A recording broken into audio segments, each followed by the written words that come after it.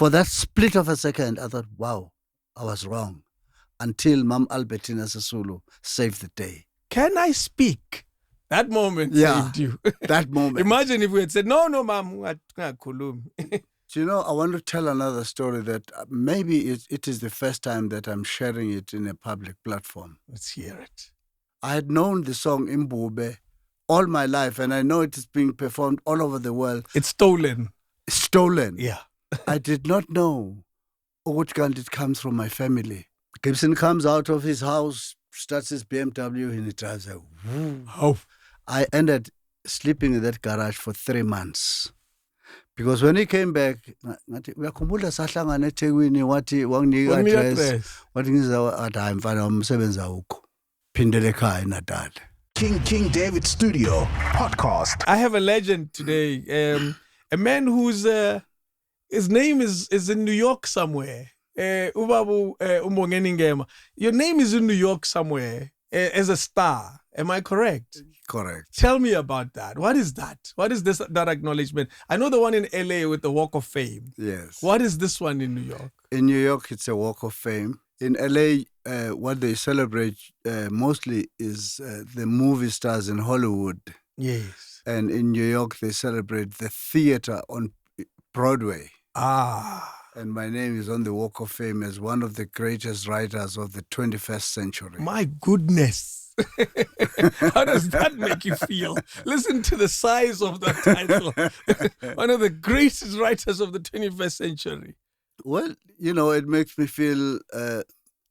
I did not understand when they put that star there. I said, what, me? Well, you know, alongside Samuel Beckett, who's the greatest English writer, you know, and of all time, and Bertolt Brecht, you know, the greatest writer of who wrote all those stories of Nazi Germany, you know, about Hitler, and then they put my name next to Bertolt Brecht. I said, wow. What is this? So you say you didn't get it? I didn't understand it because I was young at the time. But now I understand. In front of the Lucille Lortel Theatre, because Lucille Lortel herself, who created that theatre, she is monumental. Yeah. She's this woman who created such depth in the theatre world and highly respected. Incredible, eh? You see, people like you. Abo Jonathan Butler and Abo Trevor Noah. You help us, eh? You put our name on the map as South Africa. Yeah. But you've always flown the South African flag so high and been a proud South African everywhere you went. What is the importance of that for you, of making sure that nobody ever forgets where you're from? You know, I always say to people, but we're I come from South Africa, but specifically from where? From Enhlwathi, yes, next to KwaNongoma and KwaHlabisa. Yeah. And for me, that is very important because in Kabayami, Ipuma that's my root. Mm-hmm. And then you ask yourself, how does it happen? He's all over the world. I can't answer that. Really? Only my ancestors can. If they could speak, they could. If they could tell the story, they would say, "No, we took this boy from here. We placed him KwaMashu. We placed him in Soweto. We placed him all over South Africa, and then we placed him in the world." When you look at your life now in retrospect, as Grootman, do you have an answer to maybe this is the reason? Is there anything that you're able to identify and say, maybe this is why they did this, your ancestors? It's the guitar. But, you know, I want to tell another story that maybe it is the first time that I'm sharing it in a public platform. Let's hear it.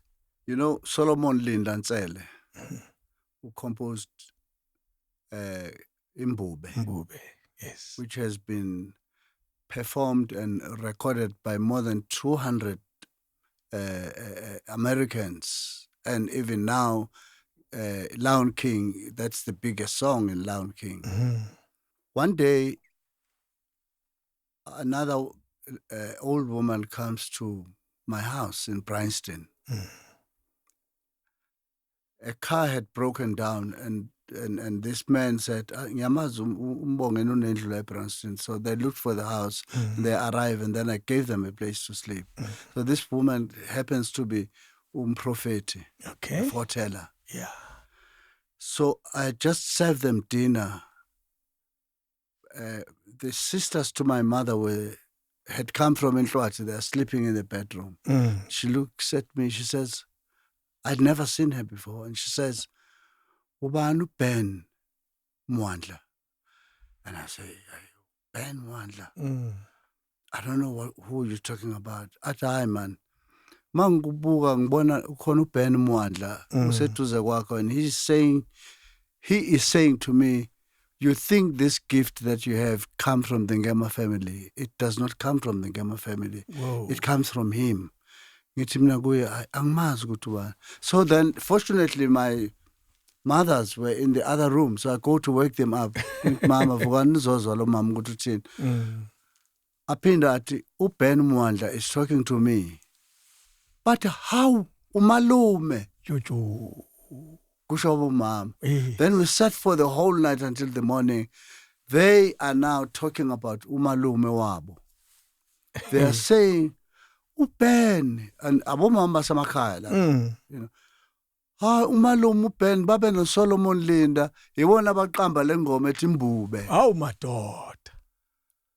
And then she says, "Yes, he is saying to me, the gift lomfana anayo eyakhe uBen ngiyinikeze yena." Yes. It blew my mind. I had known the song Mbube all my life, and I know it is being performed all over the world. It's stolen. Stolen. Yeah. I did not know ukuthi kanti it comes from my family. What? USolomon Linda Ntsele bathi bewu cousin kaBen. They were the same family. They came from the same home. Ama cousins. Wow. They formed a band. That band composed Mbube. Yo. Then Ben Mwandla came to Johannesburg, and he, at the time, happened to be a sweeper at Gallo Record Company when Eric Gallo started Gallo Record Company in the early 1900s. Yeah. And Solomon Linda wacula lengoma, and he brought the group from KwaZulu Natal, Enyoni, and they recorded it. And some woman in America, because some poor guy who was in a record company was searching through the music, and he came across this song, and the melody was sounding good. Mbube. And then he approached the CEO of the record company. They said, "This sounds good." And that's how that song was stolen from South Africa in America and became the biggest hit. Arguably one of the biggest hits of all time. Of all time. Bigger than some of Michael Jackson's greatest Bigger than hits. anything that you can think of. Bigger than Michael Jackson, bigger than the Rolling Stones and the Beatles and Mbube. Amazing. It comes from your roots. It comes from my family. What a story. What a story. What a story. I've never shared this story. I've shared it privately with other people because it blew nami bengayazi. It just blew my mind when that woman landed at my house in the evening and asked about uBen Mwandla. Ngiyamazi yini. Sure. And what are some of the stories your mom said about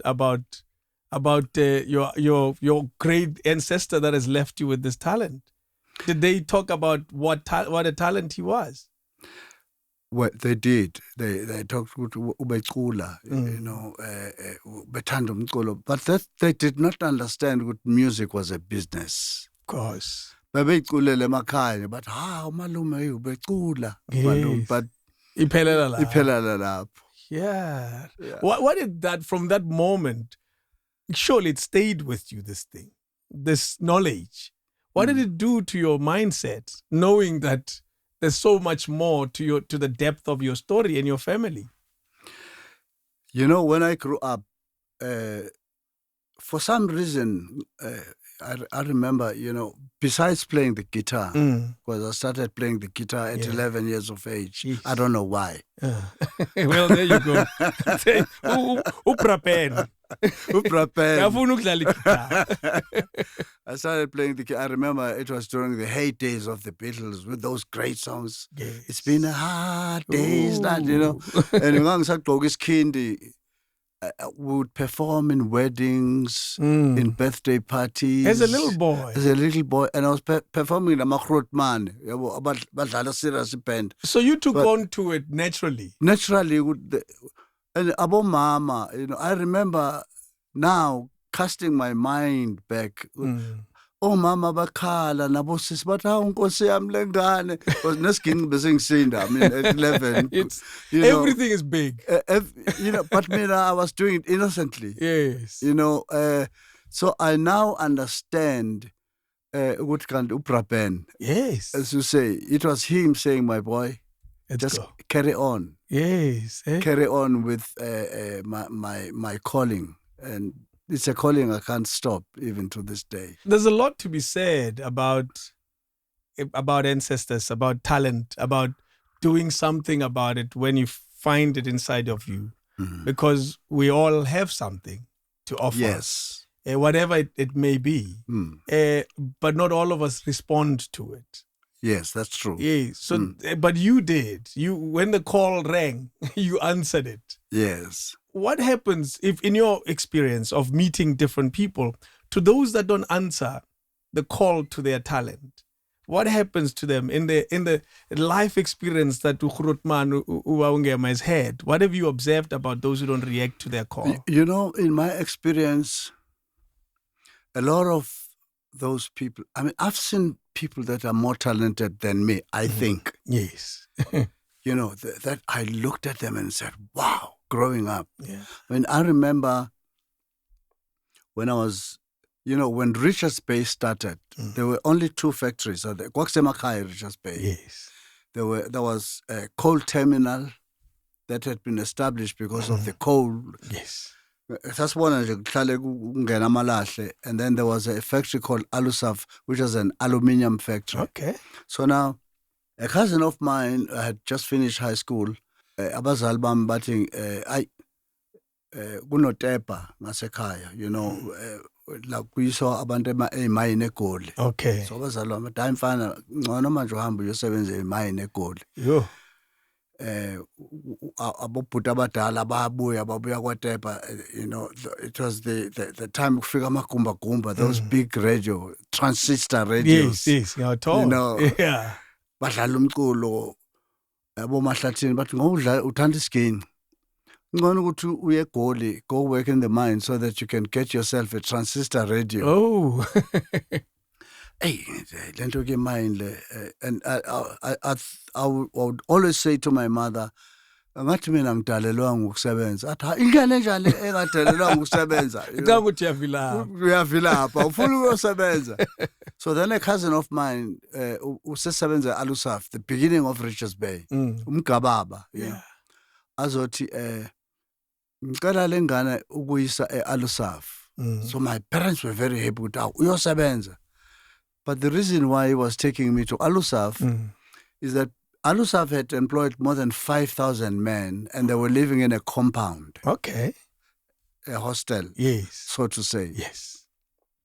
Now, because of the hard work in the aluminium factory where they are cooking or distilling this thing that we now know as insimbi, steel, they had then decided to have a soccer field so that those who can play soccer, they started a club. And then there was a dojo section. Okay, for karate. Yes. And then they started a band, but they did not have musicians. Oh. So my cousin then took me at there's a place for him to go and play the guitar. Yeah. Now, this was during the time when Mahlatini and Mahotela Kings and in terms of Manje and Nabo Valenze were coming to recruit talent in Natal. Okay. So then Then I landed there playing the guitar for the band. Did you work in the factory as well? Or you were there I was just there to play the guitar. Yeah, my daughter.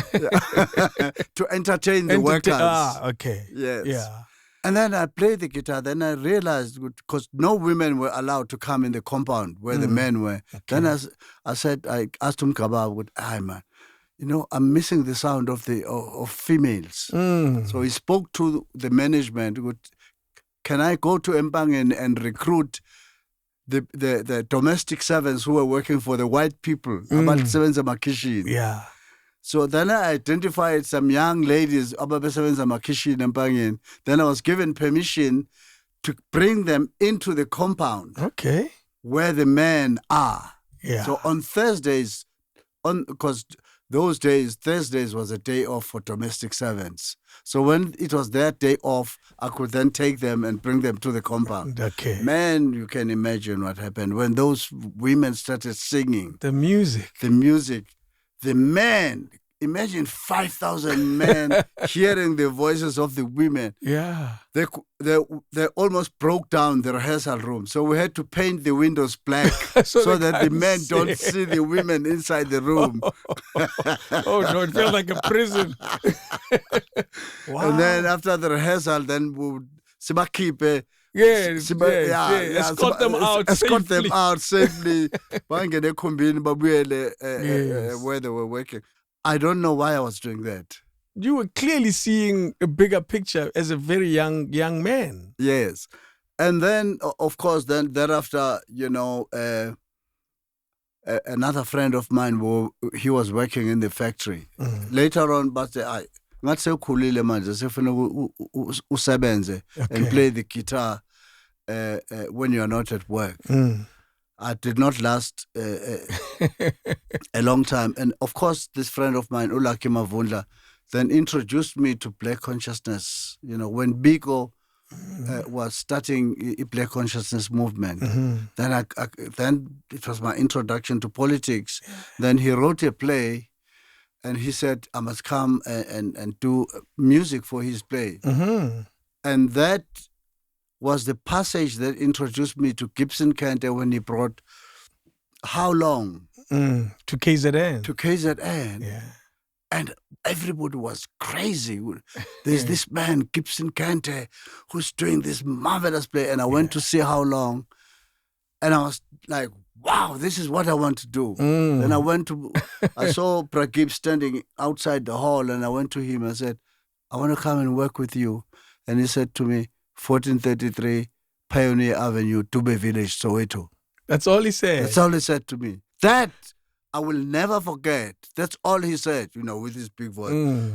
Boy, 1433 Pioneer Avenue, Dube Village, Soweto. The next month I bought the train.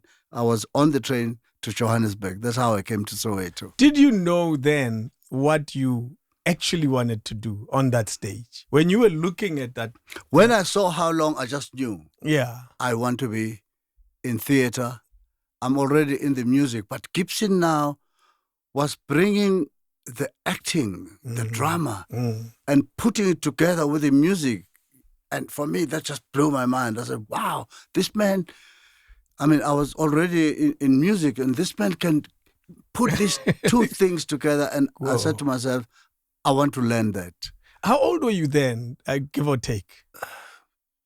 17, 18. Geez, still a young man. Yeah. And you were an established, in your community, an established guitar player. Yes. Like in your community, where we start. Where we start in my community, and all the guys that, the younger guys, cousin Wami, in fact, not even my cousin,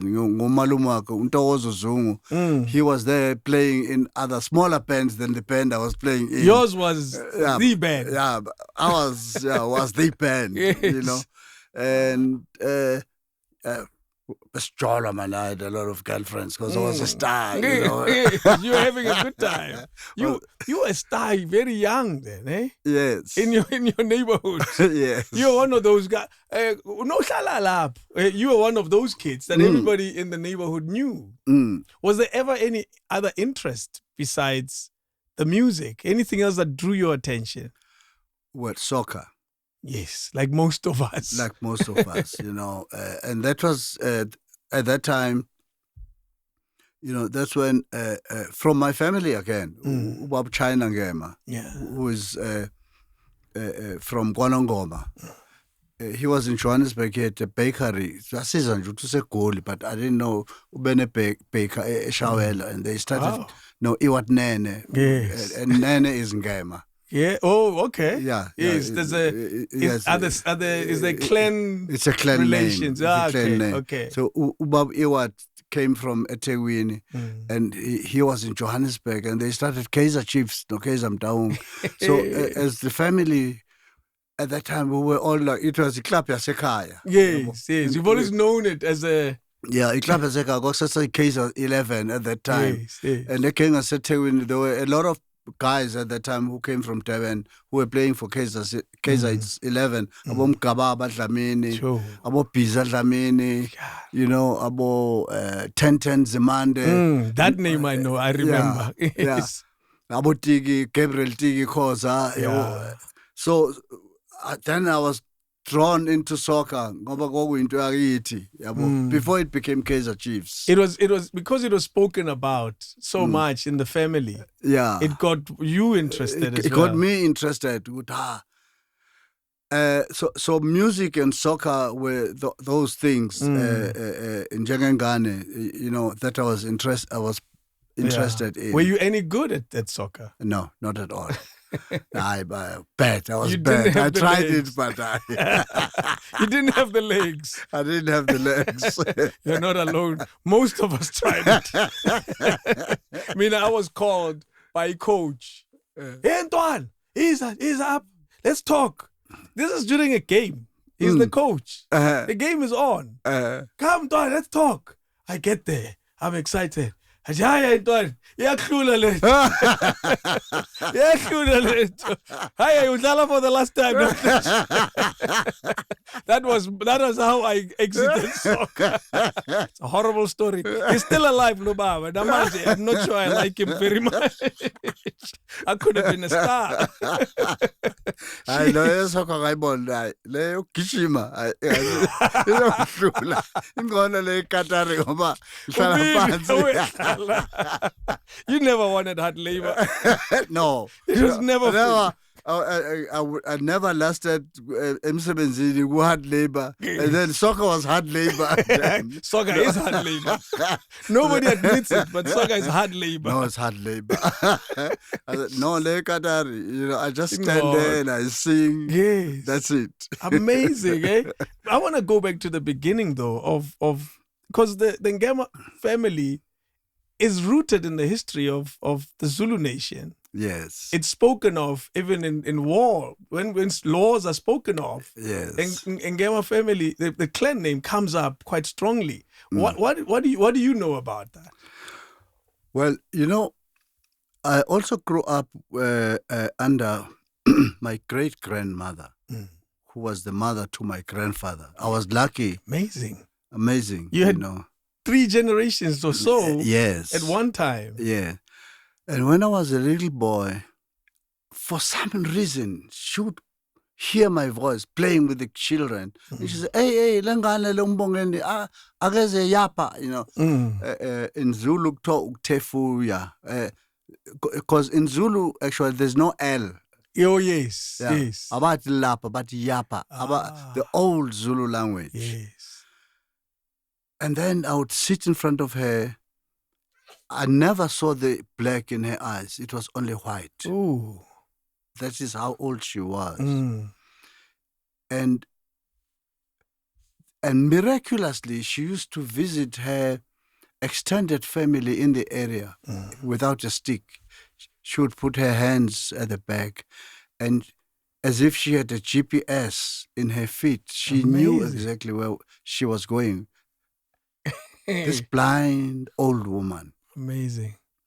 Used to call me, and until I realized it was routine, that every day I would come and listen to her stories. I don't know why she was telling me these stories, but she was telling me stories about how she came.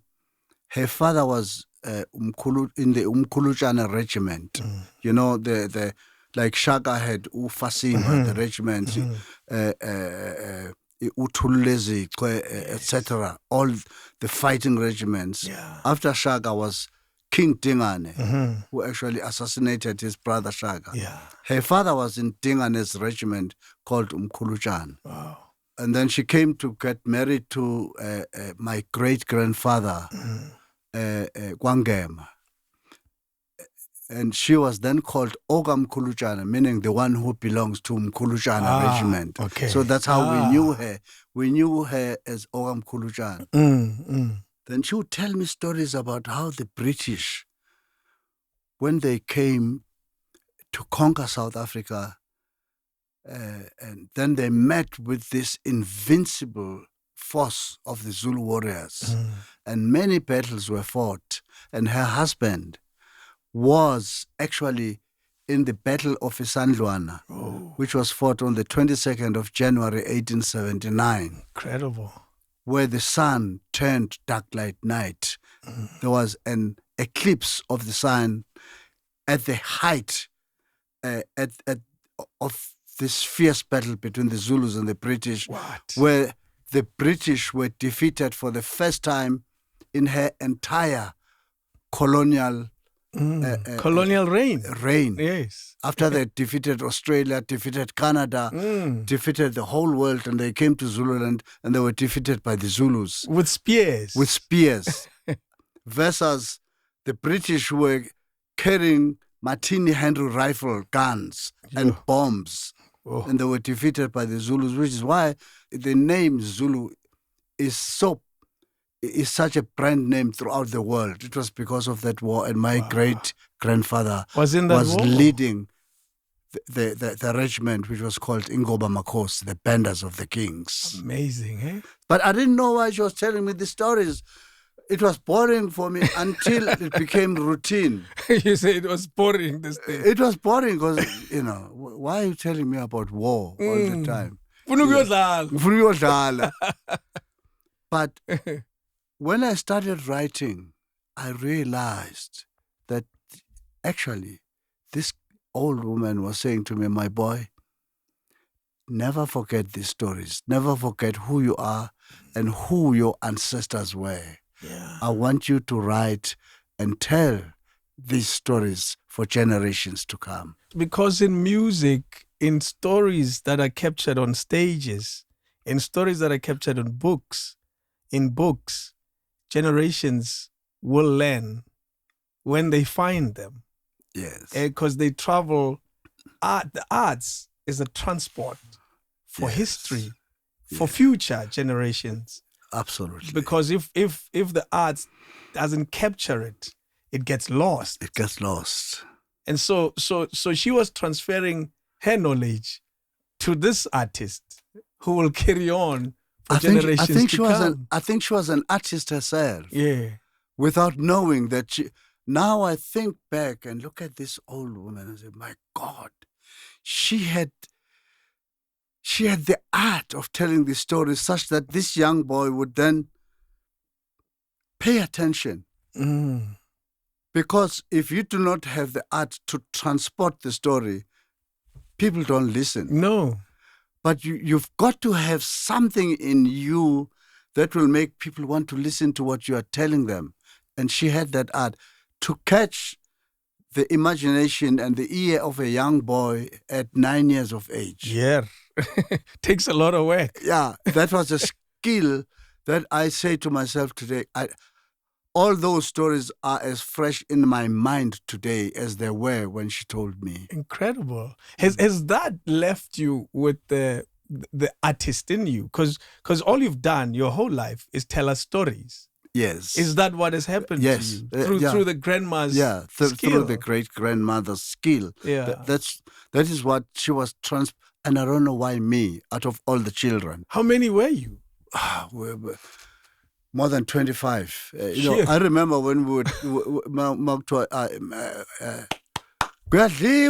and we would all get together and in a big dish, and more than 25 of us, and dip our hands in. We were My mother had 11 children, Jeez, including okay. myself. Yes. I was in the middle. Oh. And then her sisters, and then They had other, their own. oh, They had yeah, their and own. then the other, my father's brothers. So we're more than 25 growing up Jeez. at home. Incredible. And this old woman, always called my name and said, "Boy, sit here and listen to my stories." Wow. You were chosen. You realize? I would say, yeah. Yes, you were chosen. Yeah. Where were you born?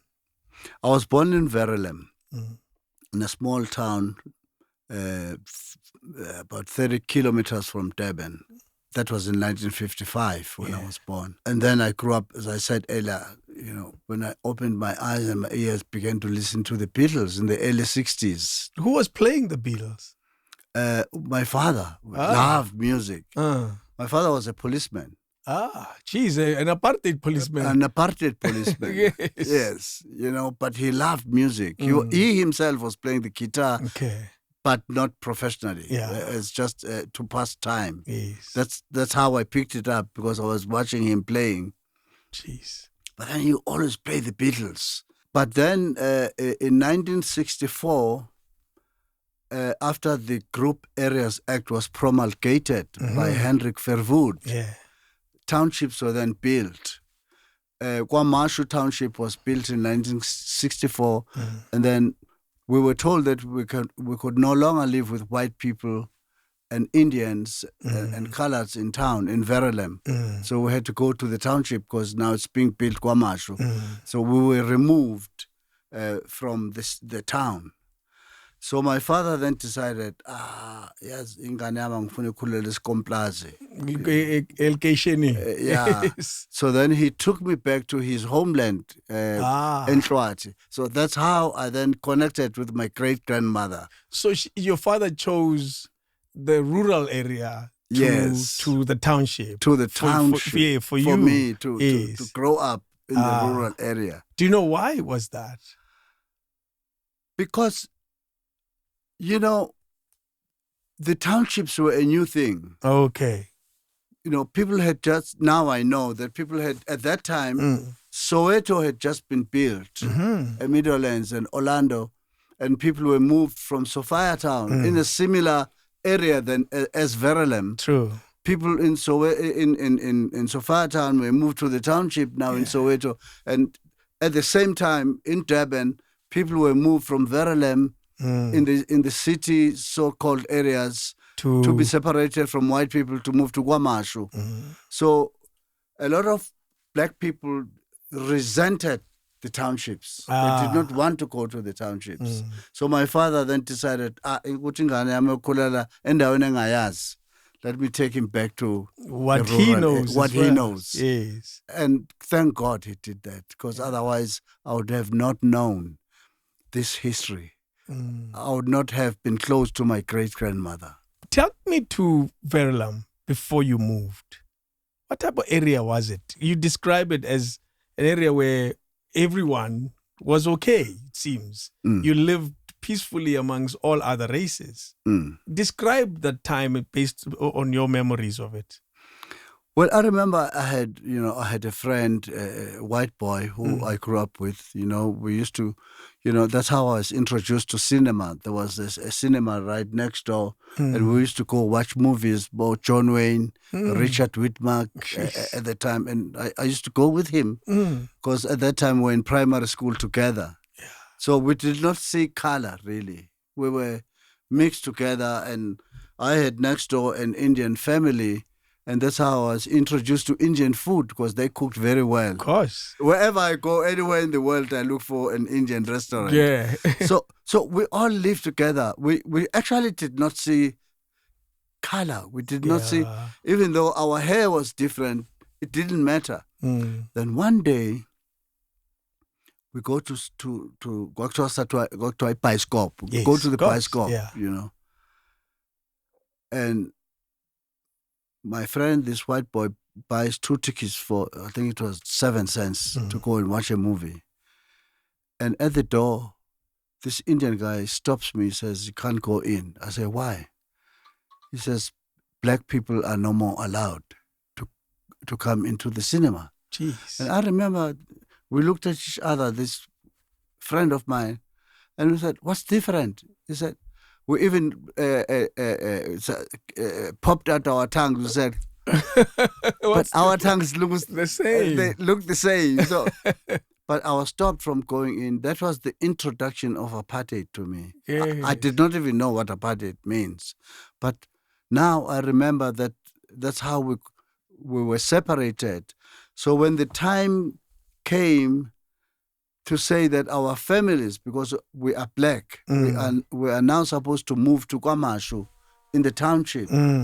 We're like, what happened? What is happening? And our neighbors, the Indians and the white people, I remember they looked at us and tears were dropping down. And they said, why are they going away? We were fine yesterday. We were fine yesterday. And what's happening today?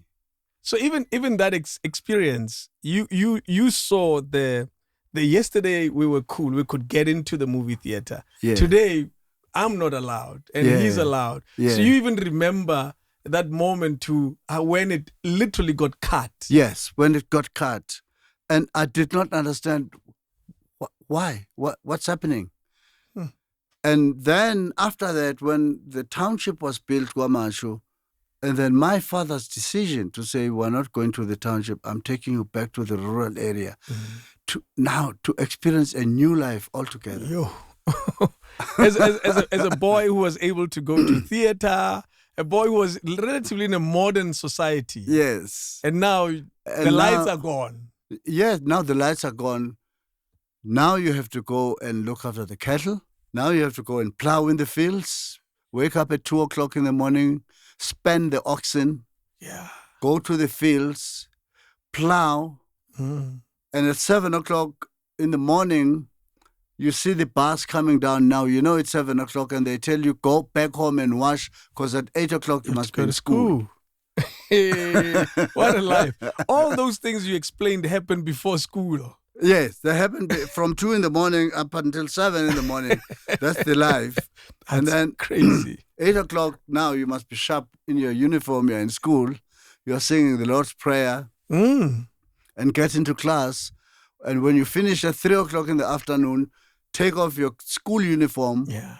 Wear your ordinary clothes because the cows are waiting for you. You have to go fetch them. Yeah. As they say, till the cows come home. Till the cows They come. were waiting for you to bring the cows home. That's a big change for a boy that experienced an urban setting. Yes. For quite a number of years of his life. And then suddenly it's gone. It's gone. What did that do to you? Was it an easy adjustment? No, it was not. Because you come from the city, you are now in the rural area, you are introduced to stick fighting. And the boys there who are experts in this, you are an alien to them. Jeez.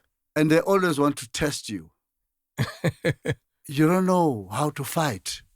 You're a city boy. Yeah. You are now in the midst of these tough guys who know the life. And you have to learn very quickly. Otherwise, you are going to be their bread and butter. Did you adjust? I had to. You have no choice. The sooner you do it, the better. The better. Jeez. Eh? And how long did you experience this life for? It seems like it's quite a number of years. It was years. It was years until I had to then go to high school. Yes. Then I went back to Durban to high school. But then I was a real tough man. The stick fights had toughened you up. Your time in Emaplazini created a character, a person and a personality. How would you describe the young man who came timid and the man, in inverted commas, who left Emaplazini to go live in the township? Who was the new man who was now going to face the modern society of life in high school? Yes, I would say I'm so glad. And I'll tell you why. Maybe let me just jump forward.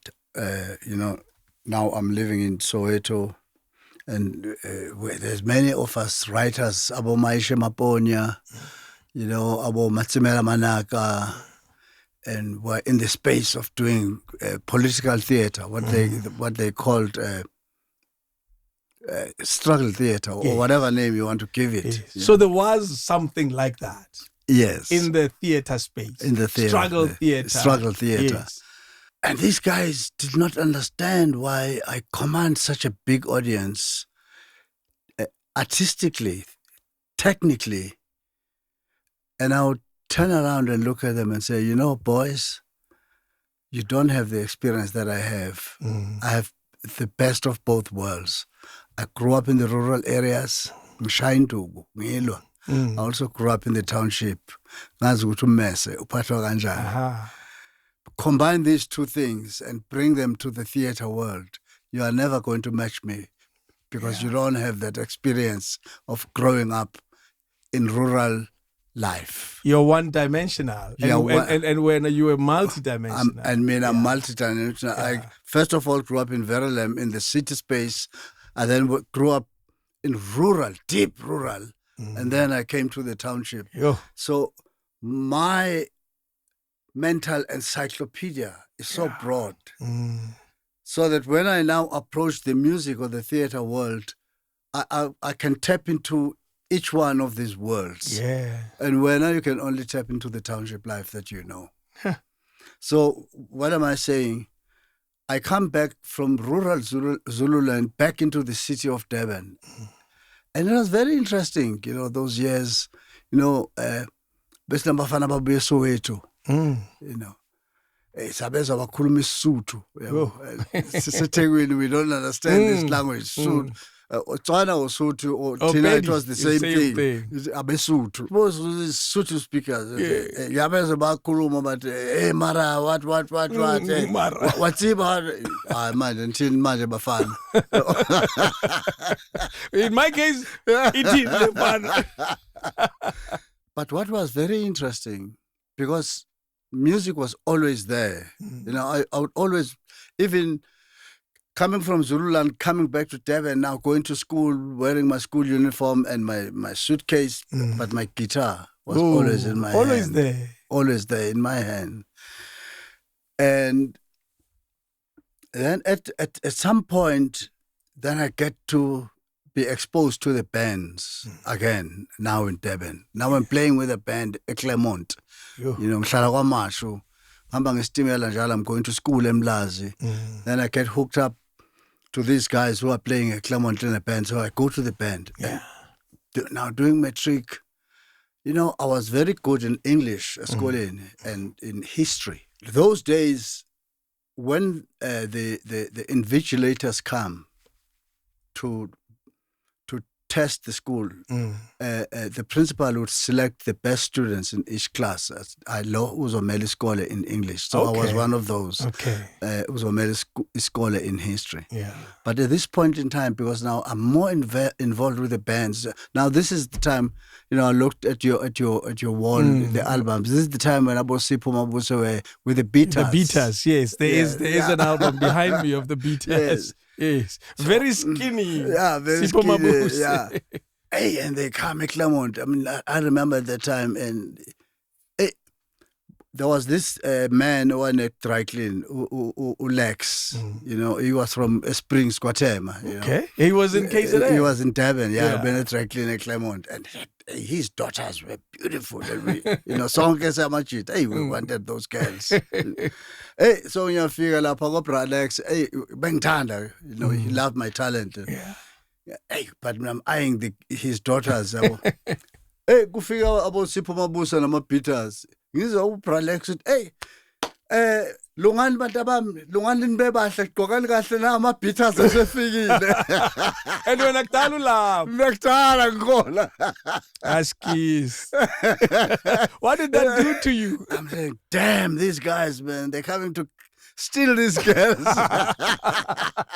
So you did you get inspired to do better? Yeah, because I didn't see any difference, because we were playing as well as they were playing, but they're from Joburg. And they were my hippie, but in the 70s, but yes. Those hair, but got my belt bottom. Hey, but then during that time, I was beginning to be leaning more to music than attending school. Oh no! So one weekend we were playing it in a wedding. Kanti, the principal is there. Okay. He was among the audience. Yes, so yes. after the show, everybody is excited, and then I see this man. I said, Principal is coming to shake my hand. Hey, you guys are great. And I'm shivering. I'm like, what? On Monday, I must make sure that I go to school. Yeah. Now, principal was Ugupega, his surname.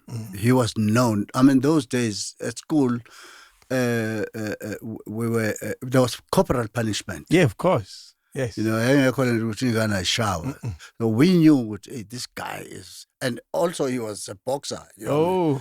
Strong man. He was a strong man. So on Monday I go to school. During the assemble, after the prayers, all the teachers are there. So he says, there's one message I want to give you. There's a boy here who I saw during the weekend. I said, oh my God. What is he going to say? I want him to come in front of you. Were you worried that he's going to... Yeah. But why did you think your music deserved a punishment? No, because, I was not going to school as regularly. And it was during the time when the invigilators were coming and I was wanted in school. Okay. To represent the school. Yes. And he says, Mbongeni Ngema, come to the front. Oh. So I come to the front, I'm shaking. He says, I saw this boy at Clermont, he was playing with a band, which explains why he is not coming to school regularly. Oh boy. But now you're caught. I want to ask all of you to go to your parents, and I'm going to talk to the school committee that all your parents must donate 2 rand. What say, Malini? 2 rand. Of course. 2 rand. Yes. All your parents to donate 2 rand because we're now going to buy musical instrument at school to have a band. Oh, my toes off. After that, he didn't say anything. Musical instruments were bought at school, and he encouraged me to start a band at school. At school. Wow. I mean, a total diversion from what I thought was going to happen. In order to keep me in school, he started a band for me to play there and teach other kids. So Thursdays after lunch was music class. Because of you. Because of me. I will forever, when I did my first hit record, Stimela Sasazola, in 1985, yes, I went back to Mlazi and I presented him with the album. Wow. And but look at I said, you. Thank you. Incredible. But anyway, what am I trying to say? Then from Zululand, I went back. I went to high school and like all kids, yes, but he kept me in school because of my musical talent. Did any band come out of that system? Yeah, it's a schooling. Did kids learn the music? They were not as enthusiastic as I was. Okay. We had a band at school. Yeah. I mean, this was now way back in 1971. Percy Sledge comes to South Africa, and that's when again we saw Mapel Bottom. He came with a stretched limousine. Oh boy! In Durban at Shah Jahan Cinema, and he played the what was that song? When a man loves a woman, classic. Okay. I was crazy. When I went to see Percy Sledge, I imagined myself being on that stage as famous as him. Jeez. And it was so sad for me that the first time when I went to America in 1982, I thought Percy Sledge was big in America and no one knew about Percy Sledge in America.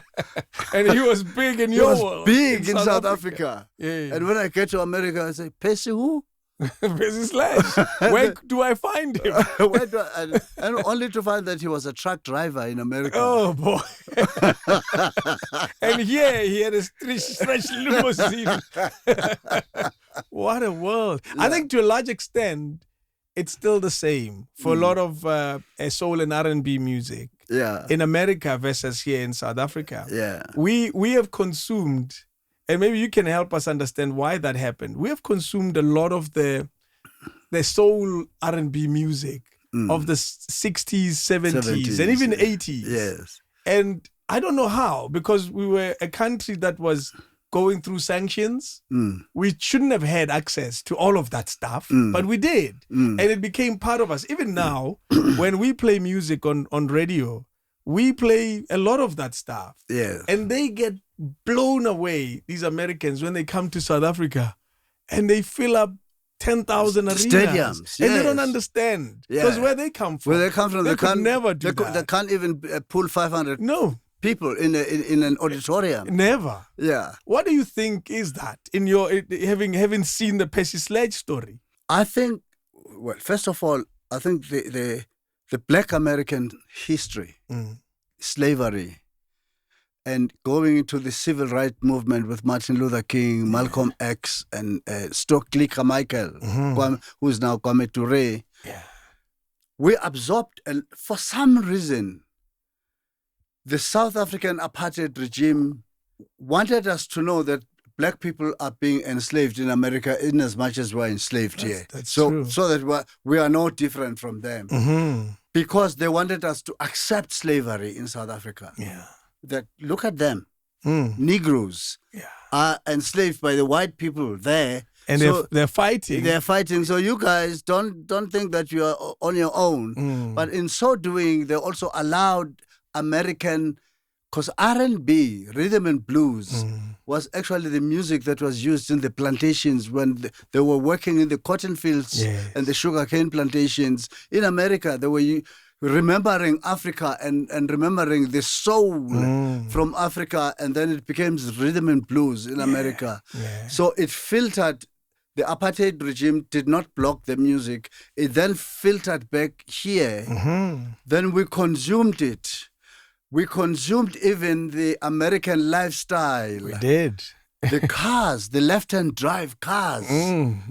Because Americans drive, on the right-hand side of the road. And we drive on but the big cars, the Buick, Chevrolet. The Chevys, the Valiants. The Valiants, and the dress code. We then took all of that from America because we're aspiring to be like them. That's how we then absorbed the music, that any song that was being dropped in America, it came to South Africa and became a big hit. It made its way here. Yeah, it made its way here. Yeah. And we, up to this day, we think that American music is better than our music. Let me tell you another story.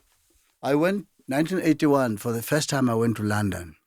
We were doing Rosa Albert, Percy and myself, and we became big stars in England, These two African boys doing something that was blowing.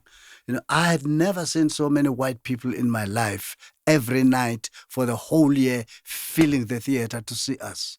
And just the two of you on stage? Just the two of us on stage and 1,000 white people watching us every night. What? What a time. But I lived in a hotel room for 3 months before I found a relative of mine. That's another long story. And living in a hotel room, I was missing the music from South Africa, the American music, George Benson, Aretha Franklin, all the music that we're consuming back home. I'm in London and I'm thinking I'm now exposed to this music. No. White people are playing rock and roll. Their cultural music. That's all you hear on the radio. After 3 months, I think I had one George Benson song. I sat up on my bed in the hotel room. I said, what? They also play George Benson here. Now, what does that tell you? The Europeans, the British people, stick to their own artists, their own music. And then I went to other countries in Japan. I went all over the world. I went even to Zimbabwe. at the time when it became free, when Robert Mugabe became president. Yeah. You know, I was one of those people that were being called there by the ANC at the time to try and find the cultural policy for that would inform a free South Africa in the future. Wow. Jeez. That's years before freedom, eh? Wow. Many years before freedom. Yeah. Mugabe became president in 1980. So, but when I was going with Hugh Masekela, we were walking in the clubs in Zimbabwe, in a now free Zimbabwe.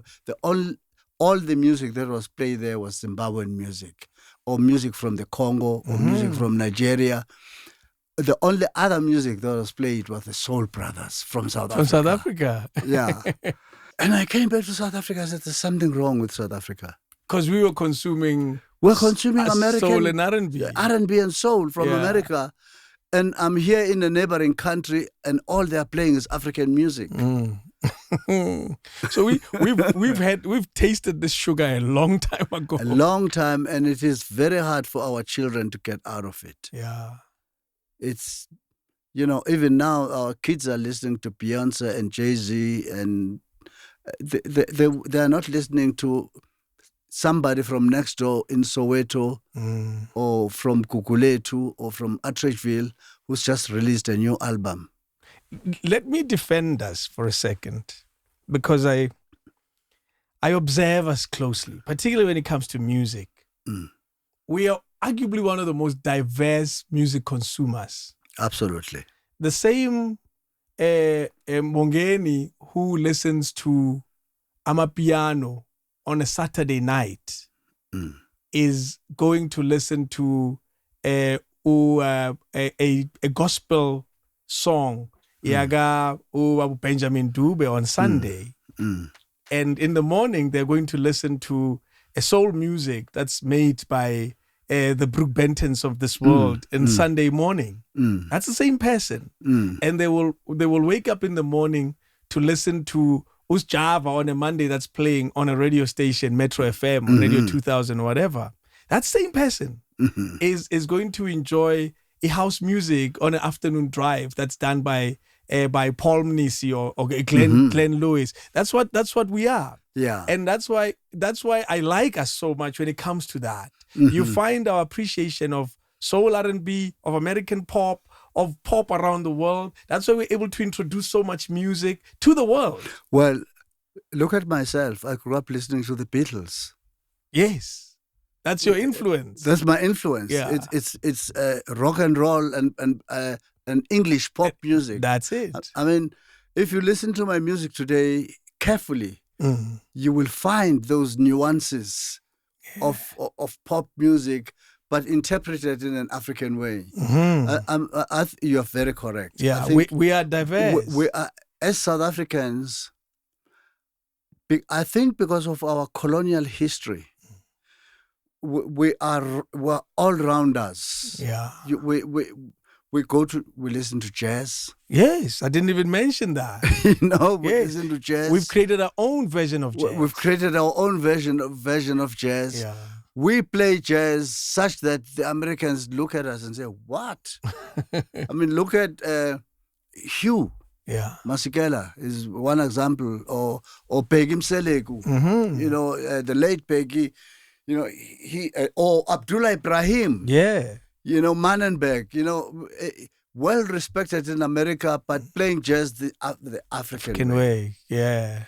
Yeah. That's who we've become. Yeah. We've become a very special musical nation. Yes. Do you think we recognize our place in the world, not even in Africa? Do you think we see it as a special little thing that we're bringing to the rest of the world musically? Unless and until you've traveled around the world and observed what everybody else is doing, you begin to appreciate South Africa and say, wow, our people are very special, even though they may not know it. Yeah.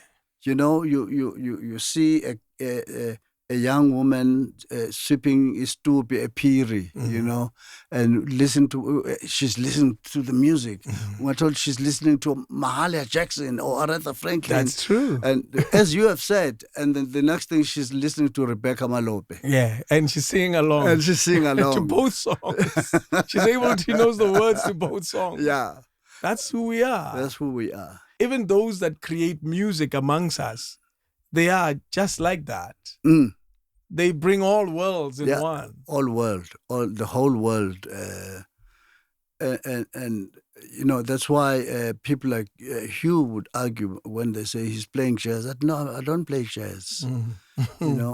I play Mbaqanga. That's the only, because what is Mbaqanga? Mbaqanga is just a concoction of different styles of music. Yes. So he refused to become a jazz musician. No, he refused. He would say, if you say, I said, no, I don't play jazz. Yeah. I play Mbaqanga because it's a concoction of different styles of music. You guys were buddies. Very much so. What made your relationship work? Way back in 1974, myself as a musician, I used to enjoy his music when he released The Boys Doing It, and Stimela. He raps, I think, in The Boys Doing It. I'm not sure. He's got a rap verse in one of his own songs. Yes. And the way he plays the trumpet, it just, because my other part of being, of my upbringing in music is also jazz. I used to listen a lot to Wes Montgomery, but then I had Hugh. I said, when he was a young man, I said, oh man, I like that. I'd like to be like him. Little did I know that when I was in London in the early 80s, then we would meet and connected and just became instant friends. Yeah. And that's how it was. We stuck together. Well, he was older than me, of course, but we were all young at that time. And then when I lived in New York, I happened to live at his house, at his flat, that he had left for South African students who came from 1976, who left South Africa. Dumandlov was one of those students. Jeez. So he left his... he gave his flat, it was more than a flat, it was a house in Harlem, to these boys about Reginio Van and about Duma, and I lived there for 10 years. Jeez. With them. And Hugh used to come and visit us there. Yeah. So our friendship just grew until at the time when I was writing this musical, which I did not know what to call it in the mid-80s. I had been living very closely with Mom Winnie Mandela, Orlando West Extension, and she influenced my political thinking. And one time we'd come from a funeral in Dobsonville. We went to her home, which is now Lape Villegas Street now, yes. And she was just talking and almost crying about what Amapunu are doing, killing our children. And I asked her, I said, Mama, what do you think is finally going to happen to this country? And she stopped stirring the pot and she looked at me in the eyes. And I'm quoting her exact words. And she said, Mbongeni, I wish I had a big blanket to cover the faces of the little ones so they do not see the bitter end. Wow. Those words stuck to my head, and I remember I drove out of her house thinking about what she had just said, and then I began to see young children in school uniform running and singing, and the song that came to my mind was Freedom is Coming Tomorrow. Wow. And when I got to my house in Davidton, I was living in Davidton at the time, I went straight to the piano and I started playing. And that's how Freedom is Coming Tomorrow. And from Freedom is Coming Tomorrow, then the idea of Sarafina came. Yes. Then I began to see this young girl, like a replica of Tsietse Mashinini, mobilizing the young people. And now thinking about the funeral, we were attending a lot of funerals. Of course. Nomamuini at that time. And at one time she would ask me, I remember she asked me to There were many television cameras, BBC, ABC, NBC, from all over the world, and we khuluma ngesixhosa to abantu, address abantu at Mbongeni, please say it in English for the camera so that they understand what I'm saying, and I would interpret. Wow. For her. And then I went to Zimbabwe, as I was telling the story earlier on. I was with Hostix Mabuse in Zimbabwe. I kept telling Hostix, I have this idea about this musical, and so I met with Hugh again, and we were staying in the same hotel. I told him the story. At that time, he had written a song which Moonlight Records at that time refused to release because they thought it was not going to sell, and the song was called Sarafina that he had written. Yes. He played me on a cassette, said, I've recorded this song, but the record company in South Africa refused to release it. They think it's not going to sell. I said, can I use it in my new musical that I'm writing? He said, of course. And that's how the musical became called Sarafina. Sarafina. It came from his song. It came from his song. Incredible. Jeez. So your brotherhood was really strong. Very, very strong. Did it remain strong to the end? I remember Hugh died on a Tuesday of cancer. So I phoned him. I had come from overseas, and I knew that he was very sick. So I phoned him. I said, I'll tell you another story. He used to call me Mugabe. So, why did he call you Mugabe? No, at one time we're in New York. So myself and Wynton Marsalis were getting an award. So the guy says, at Lincoln Center Theater, says, this award goes to the most incredible trumpet player in the world who's taught all the American students, giving them his life and teaching them to play music. The award goes to Wynton Marsalis. So the audience goes, The same award for the person who does a similar kind of work in South Africa, teaching the young children in the arts. The award goes to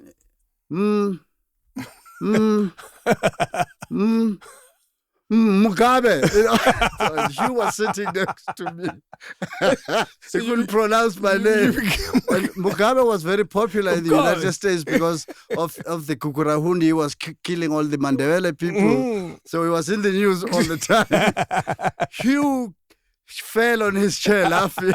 From that day, he called me Mugabe. Oh, well. He was big on nicknames, from what I hear. Everybody had a nickname around him. Yeah. Mbongeni Ngema. So I phoned him on a Thursday, coming back to his death. I phoned him and say, hey man, can I come and see you? He says, hey Mugabe, you don't want to see me, man. Yeah. Please, I know you love me, but don't come and see me. It was on a Thursday, and I thought to myself, well, I'll go to Sis Barbara, and just surprise him and visit him. But what happened, when I went to Sis Barbara on a Wednesday, Hugh had died the night before on a Tuesday. Oh no! Yeah, must have been heartbreaking to lose that kind of friend. Yeah, a friend whose life story intersects with yours in a big way, with Sarafina being one of literally your greatest work. Yes. And he's in the center of that story. Absolutely.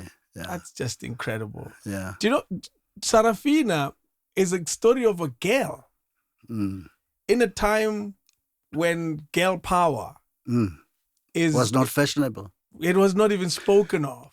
Let me tell you a story. So I do Sarafina before the opening night of the Market Theatre. So I had free shows for people to come and critique me. Okay. So we would invite audiences. Free. Come sit and watch. Just come sit and watch. Because many who founded the Market Theatre, who also, there's another long story about myself and this guy, many, because I literally used to sleep at the Market Theatre those days because I did not have a place to stay in Johannesburg, but also because after rehearsal, there was a curfew for black people in town. So if you were found in town, you'd be arrested. So I talked to Manny, and Manny said, no, Mbongeni, just sleep here. Yeah. So it became my home. Wow. I was sleeping at the Market Theatre and wake up in the morning, go to the shower in the dressing room. And then when the people come, they find me there and I'm clean, I'm fine. Uza eli. Yeah, uza eli. And abazi ukuthi ngihlala khona. But anyway, we invite audiences, myself and Manny, to come and see this new musical. I mean, after King Kong, there'd never been another musical in South Africa. And everybody was. And I remember Joe Menel and his father. His father had funded King Kong in the 60s when Todd Machigiza, did King Kong, and Hugh, young boys, Fassie, Miriam Makeba, and they went with that production to London. Yeah. So when I started rehearsing Sarafina, he came to me, and then introduced me to his friend, Peter Gallo. Oh, that guy. The son of Eric Gallo, who started Gallo Record Company, and said, hey, this boy, Mbongeni, is doing something like King Kong. So, because Menel wanted to fund Sarafina like he funded King Kong. So that's how I got my first record deal with Gallo. Jeez, because of the son. The connection. The connection, yeah. And then we invited audiences to come. And I remember there was this audience. It was not the ANC at the time because the ANC was banned, but we were all ANC. Quite secretly. Secretly ANC. There was this group of women, and it so happened on that day, a lot of them came from Alex, but some of them came from Soweto. It so happened that day that Mam Winnie was there and Mam Albertina Sisulu was in the audience. So after the show, then I asked for these women to critique the show. And I remember this woman from Alex, who was one of the leaders of the movement. And she stood up and she said, how dare you make this young girl to be Nelson Mandela? This is so offensive that you make a woman to portray a character of Nelson Mandela. Because I had that last scene where Leleti came as Mandela, me imagining Mandela coming out of prison, raising his fist, and saying, my people, we are free. It was 5 years before Mandela came out of prison, and when I wrote that part for Leleti, and she said, how dare you make Mandela a woman? I remember, Mom Albertine, I was like, what have I done? I've done something wrong here to make Mandela a woman. And Mom Albertina Sisulu was sitting at the back, and she stood up and she said, can I talk? And we turned around and we looked at her and she said, Mandela, none of us know how he looks like. Yeah. Because there was no picture of Nelson Mandela that was circulated in South Africa. No one knew Mandela. She said, Mandela today is not a man or a woman, is a spirit. Wow. And that spirit can befall anybody, whether it is a girl or a boy. I think Mbongeni is right by making this woman Nelson Mandela. And that's how she saved me. Incredible. Because I could have changed that part after that day and made Mandela, made the Sarafina, lead character a male. Yeah. Wow. And remember, those were, South Africa was burning at the time. Yeah. And you could not go against the movement. Otherwise, you'd be labeled as an informer. You could be killed. Askari. Yes. And she saved me, Mam Albertina Sisulu. And that's how that character remained. And we opened the show, and Leleti became Nelson Mandela. Yes. Sarafina. Incredible, that we needed that conversation in that moment, because even a woman was questioning your decision about empowering another woman, or empowering women as a whole. Yes. That's quite an interesting time. Yes. It was a woman who was actually questioning, how dare you do that? You do that. You make a woman so powerful. Wow. We could have had a very different Sarafina. We may have had a different name. Yeah. Who knows? I could have changed the name and not call it Sarafina. Did you, in that small moment, question your decision in that tiny I moment did. before Mama Albertina said? I did. Yes, Definitely. I was like, oh well, I had the wrong judgment, and after I had asked Hugh, can I use this song, Sarafina, because I have this idea of this girl who's so powerful, and I love the song, and I want to call her Sarafina. And Hugh said yes. From that moment in Zimbabwe to come into South Africa, doing the show, and I have this woman questioning my decision. For that split of a second, I thought, wow, I was wrong. Until Mam Albertina Sisulu saved the day. Can I speak? That moment saved you. That moment. Imagine if we had said, no, ma'am, it's busy. Yeah. Wow. Let's go back to the time life leads you to Johannesburg. What is happening? You're in high school. Is there school beyond high school?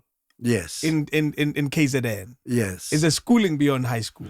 Yes. Well, after high school, then I went to Richards Bay. Then I was playing with a band. Yeah, okay. Yeah. Music is an important part of your life at this stage. Now, yes, it's very important. I mean, this is the time when Abo Hamilton Zimande, were recruiting musicians, especially from KZN. Yeah. Abo Mahlatini, and Mahlatini was touring extensively.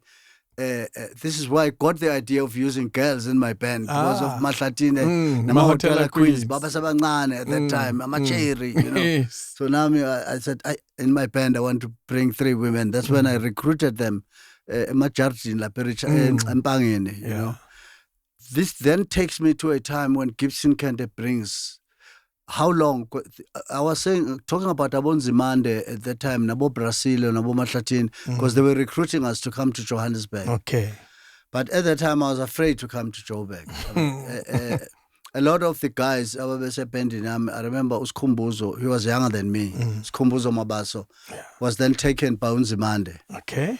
This is now the beginning of the Soul Brothers, when Unzimande stole them from Ekalo, as a Vulisbai school. And then Nentomi Manje. Yes. So, and about Soul Brothers at that time, about David, they were backing Mahlatini.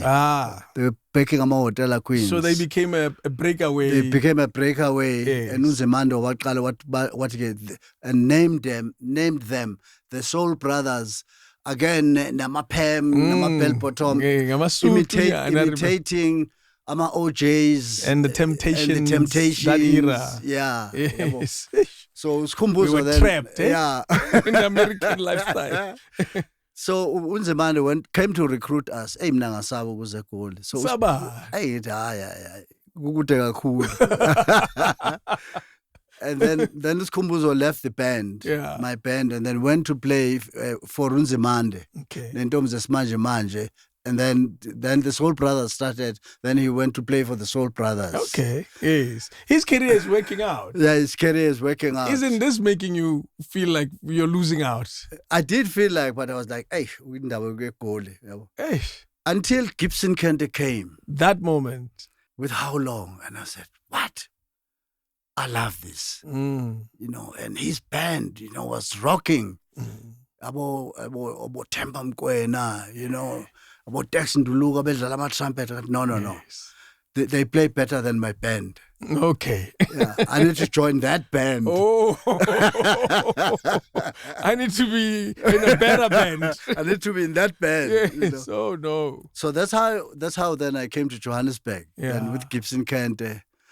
So that address he gave you, 1433 Pioneer Avenue, Dube Village. You followed through. I followed through. That time I had a child, a little boy, and I went to Umawake because I didn't have money. I said, please, yes. Are you married at this stage? I'm not married. Okay. Yeah. So I think, so please buy me a train ticket to Johannesburg. Train to Soweto. Sounds like a song. Sounds like a song I've heard before. So she bought me a ticket. I boarded the train. Yeah. I bought the train from Durban to Johannesburg. I remember so clearly I began to look around and I see the name Jamistin. I said, "Oh, should sing us on the Lekol." The train left Durban. Oh, when it's passing Ama stations, train leaves at Durban at 8 in the evening. In the morning, around 5 o'clock in the morning, is now approaching Johannesburg. Jamistin. Hey. Sengiqala ukubuza la ubaba laba ngihleli nabo ukuthi niyazi eGoli nina yamfana wami isebenza khona eGoli sehla kuphi but hayi sokohle Park Station. Oh, okay. We get to Park Station. It's the end of the trip. Yes. I get out of Park Station in the morning. It's pity. Hey, it's namanje ngisafana. How do I find a train to Soweto? Ngibuza omunye umama athi hayi mfana nami kunezitimela eziwu2 eziseSoweto uya kuphi? Hey, kulezi 2, It's not like from Gomash to Umlazi, it's one line, Now, you probably ask, why is it 2? Why you guys say 1? Ngithi mina ngedube. Athi hayi mfana miyakulela ngihamba uthenga ithikithi lapha ledube. Hayi ngiyabezwa bami. You're going to the address you have. I have the address in my head. Incredible. So ngiyamuzwa omunye ubaba Phefeni uthenga ithikithi. Ngiyamuzwa mina udube ngithi I'm in the right queue. Yeah. Nami ngifike idube. They give me Afuna ukubhayiza angifuni bangibone ukuthi ngathi lo akazi la ukuthi nami dube. He gives me a ticket. Hey, now where do I go to? Ngibheke abotsotsi laba angikwazi ukubuza kubona ngifuna ngithola umuntu omdala baba awusho isitimela sedube athi hayi mfana platform 2. Ngihambe ngeplatform 2 then ngihlele esitimeleni nesuitcase lami ne-rug and my guitar. Yes. Ngiyabona New Canada. Okay. Mzimhlophe. Okay. Phefeni. Okay. There's that Phefeni coming. Dube ngithi hayi khona la. Then I jump out of the train. Yeah. I walk up ebridge lapha phezulu. So I'm like ngibheka ngapha ngithi there's one thing in South Africa that is uniform.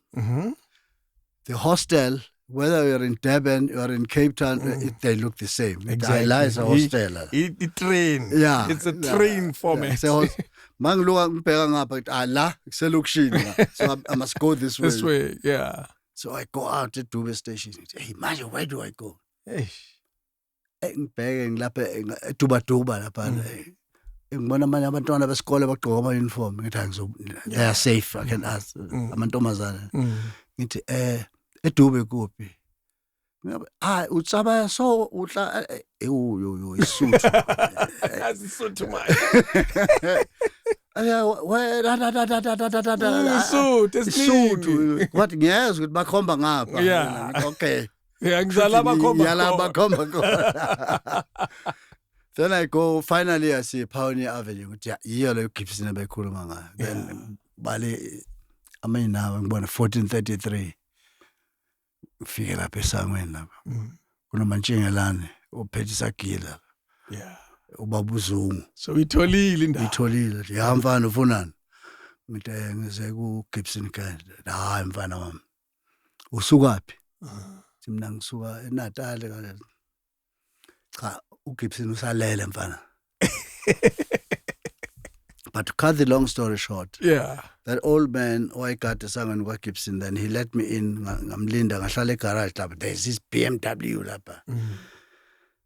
What is this? A house? A house. Yeah. That's the address he gave me. That's the address he gave me. Gibson comes out of his house, starts his BMW, and he drives like, whoo. I ended sleeping in that garage for 3 months. Because when he came back, uyakhumbula sahlangana eThekwini wathi wanginika address. Wathi ngiza athi hayi mfana umsebenzi awukho. Phindele ekhaya eNatal. Oh my God. Then there was a guy who was writing, Yambona uyafika ekuseni ubeka this white calico, he's painting the banners. How long is going to Cape Town? Yeah. Ubhala amabhena. You're seeing all of this, yes. Ayi ngibingelela sawubona but ya. Ubani igama lakho umali ihlatshwayo. Umali ya. Ngimtshela ilalela mali mina ngibuye eThekwini kanje. Athi yazi hlala la egarage umlindi uGibson noma ngabuya after 6 months. Fortunately kwakune carpet egarage. Yeah. And during the day I would go away. Uzobuya ebusuku apaka imoto yakhe. Ngene mase apaka imoto yakhe and sleep next to his car. Does he talk to you? No. There was umama obesebenza lapho kwa Gibson. That woman got to know me and got used to me, and that's the woman who would dish a plate every day for me. Wow. Athi uGibson angakubona ukuthi ngiphakela ukudla uyezwa. You. Uvuka ngabo 11 emini uGibson to 12. Yeah. So when ahamba ekuseni angakuboni. Mayivuka uGibson uzohamba ayo-rehearse at-DOCC. Akekho like her, then you can come back. Ngabo 2-3 akekho use-rehearsal. Then you can come back angiphakele futhi ngihlala. And when and over the weekends, I mean, they would go on tour by go Mamelodi, go Atteridgeville, bahambe baye go Bloemfontein, babuye iband yakhe babuye bazobenza ama jam session. That time there was kwakusesekhona iPelican. Ubralaki Michaels lapha ene Pelican lapha eOrlando, you know. Yeah. So I would go to Pelican. So ngihamba ngijame namajita. So you're getting to know some people. I'm getting to know about Bra Allen Kwela, you know, about Sipho Kumete. Yo. Sipho used to play bass kwa Gibson, you know. But umfana sekhaya, so I used to jam with them, you know. Then mangithathe bangise Pelican. Wow. Abu Pratik Khoza, he was like the band leader at Pelican at that time, you know. So that was my life from Dube to Orlando at Pelican. Sleeping in a garage. Sleeping in the garage. You know, mabe hambile bayithorini about Brenda bamhlongo, you know. Yeah, those were the guys that really looked after me. But I'm mfana sithekini mfana wakithi. And uyadlala. Yabo. Jeez, that's crazy. Yeah. At what stage does he acknowledge your presence in his yard? After 3 months, he realized that this boy is not going anywhere. The only way I can get rid of him is by talking to him. Yeah, and then he came and he said, okay, can I audition you? I said, yes, I've got my guitar. He said, no, my band is full. Can you act? I had some idea of acting because of my friend Ulaki back in Richards Bay, who had said I must come and do music for his play. So I did a few lines of Lucky's play and he said, okay, it's fine. I'm writing a new play. Uhlalapi. Then he showed me a room. In the yard. In the yard. And it's at the back room. Now you can stay there in that room. I'm still writing a new play, so I'll put you in my play. I like how he asked you to yet uhlale garage in here. Yes, he knew where I was staying. He just didn't wanted you to say it. That's crazy. And then I now officially stayed at his yard. Did you join the band? Yeah, I was always with the band. Yes, you know, but yeah. So then he wrote this play called The Load, Mama and the Load. And then made me a lead character. And then all the guys came, we worked together, Abo Zagiti Dlamini, Abo Meritwala, you know. These are big names. Yes, and I was a young boy there, then I got the lead part. And that's how it started. What made you get the lead part as a non-actor? I don't know what Gibson saw in me. But I remember undawa ngoba ubengithanda ayifana uzala. Hey, yes, noma sireheza lapha eDUCC. Gibson is always talking about you. Hey, I've got this gem from Durban. Yeah, man. So he didn't want to tell you that he thought you were special. But what I then realized later on is that when we were rehearsing lapha eDurban, everybody didn't want to go home. Abondaba, you know, because Undaba behlale Orlando, but they would all come to watch this boy rehearsing. This gem from Gibson Durban is telling them, hey, this is a gem from Durban. You were once a gem from Durban. What? Did they ever get to see the gem from Durban? Yes, I mean, we worked together for many years. Yeah. We're touring all over South Africa together. And that's really where the actor in you came out. That's how the actor in me started, really. Were you surprised that the actor in you existed inside of you? I didn't know I was an actor. I didn't know. I mean, all I knew was to play the guitar. That's it. That's for me, that's the fascinating part of your story, that the actor wasn't there until Gibson said, come do it. Yeah, and Gibson saw it for some reason. You know, and even though I insisted I wanted to play in the band, he said, no, the band is full. I've got a part. I'm writing a new play. That doesn't even make sense. And then that's why I met Percy. Yes. And Percy was a lead dancer in Gibson's company. Okay. Okonje, when you're doing shows like that, there's so many roles. Yes. Because there's dancing, there's singing, there's music. There's music, yes, there's acting. There's acting, of course. So myself and Darlington, Michaels, we were the actors. We were the lead actors. No Sisme Rituala, you know. And then I started having new ideas about acting. Now, this thing got into me now. You're enjoying it? I'm enjoying it now. I mean, hey, we performed almost every day. One day a week off. I mean, we were everywhere. The tour would start in April. Say we're doing like the East Rand, Davidton, Springs, Wattville, Nigel, and then we do Pretoria, Mamelodi, Atteridgeville, Soshanguve, Garankuwa. You know, and then it's June. We're going to the northwest. You know, Mafikeng. What? And then maybe it's August, September. We're now in Kimberley, Bloemfontein, Cape Town, Gugulethu, Enyanga, Elanga. Then we come back to Worcester. Then we do the Southern Cape, and then we go to King Williamstown. We go up to New Brighton, Port Elizabeth, Ezwite. Yes. Now you're coming, Eastern Cape, coming back, East London, Mtanzane, Duncan Village. Then we go to Mthatha. Then by November, we're in Pietermaritzburg. You're coming back. December, we're in Durban. That's the biggest audience. Whoa. Mlazi, Wamashu, YMCA. Then December 31st, then we break. By this time, when you're in KZN, you have mastered this show backwards because you've done so much of it throughout the country. Man, and let me tell you, there were no hotels for black people. Of course. So we slept in people's homes, but people always knew Gibson Kente's show is coming. So in all the townships, we never had a problem with a place to stay. And I mean, and also Abosisi, Abanama back room. Yeah, you know, I know. Nazi star. Nazi star. You know? It's like I keep saying.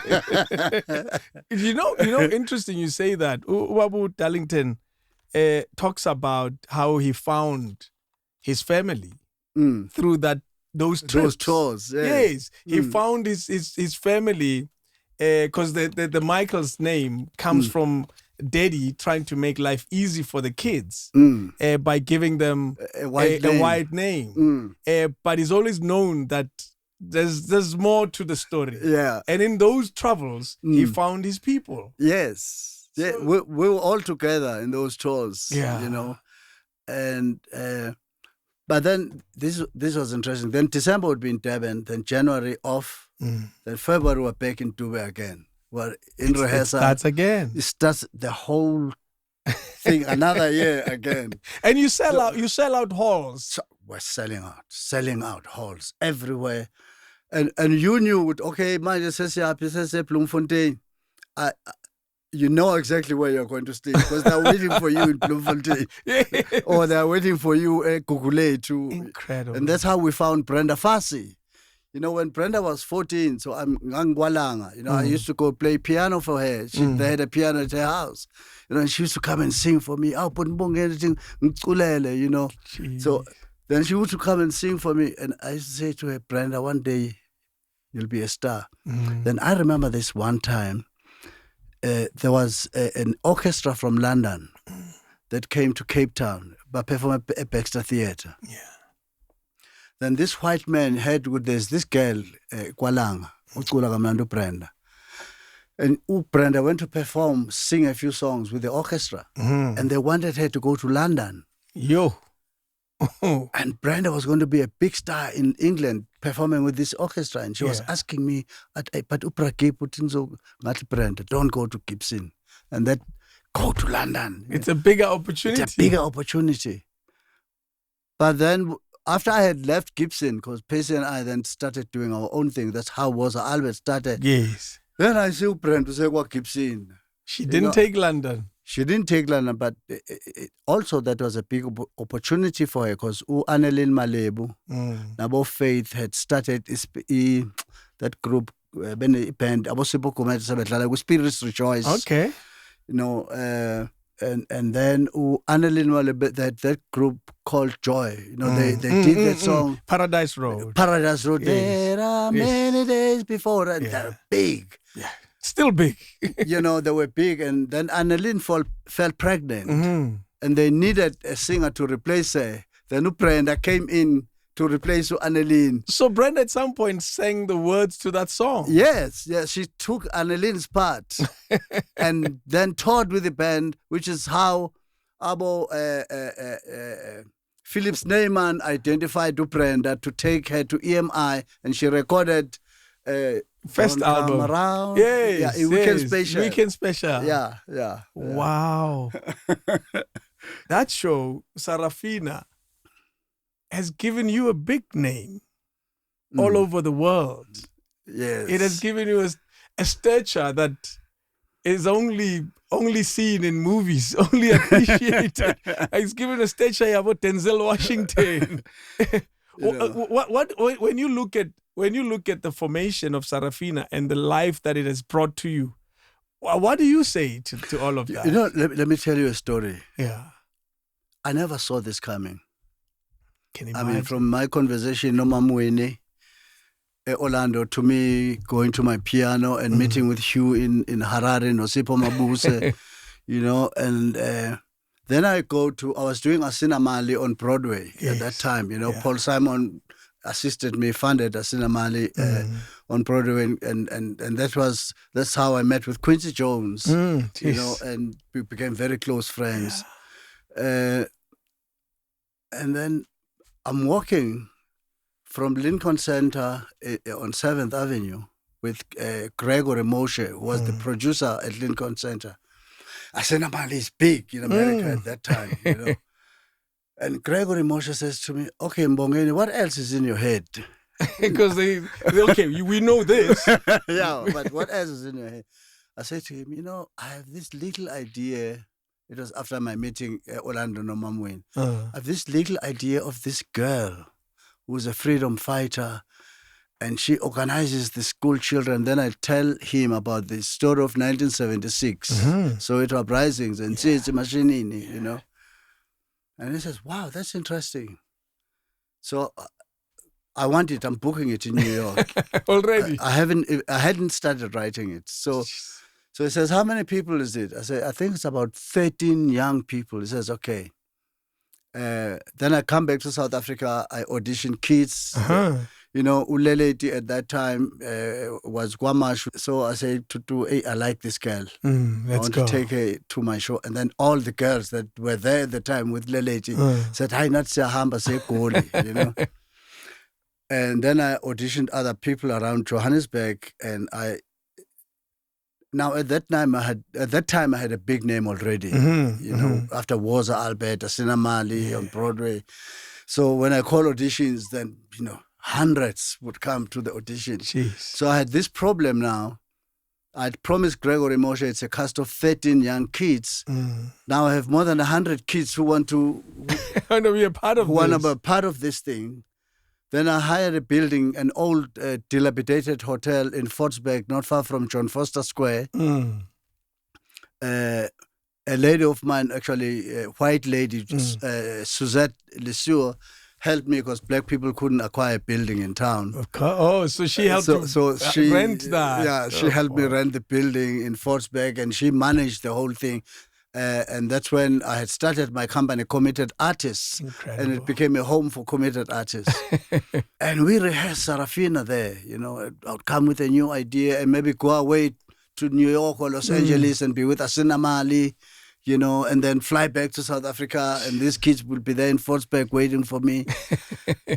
And it was very interesting those days because, you know, I remember because we were so close to John Foster Square, was the soldiers and the police would always hold roadblocks at the entrance of Soweto in the evenings. Yeah. So they would come past the building, the kids would be singing upstairs, and the soldiers would come up, Amapun, and listen, and they would ask, so what's this song about? And, and the kids were very well trained by now, and they would say, oh, it's a Brenda Fassie, it's a very love song. It's a love song. Wow, really? Sing it again. And the kids would go, Afuna Namapoisi Soweto. That's crazy. They didn't know. They didn't know what the song was. Oh, wow. Go ahead. Wow.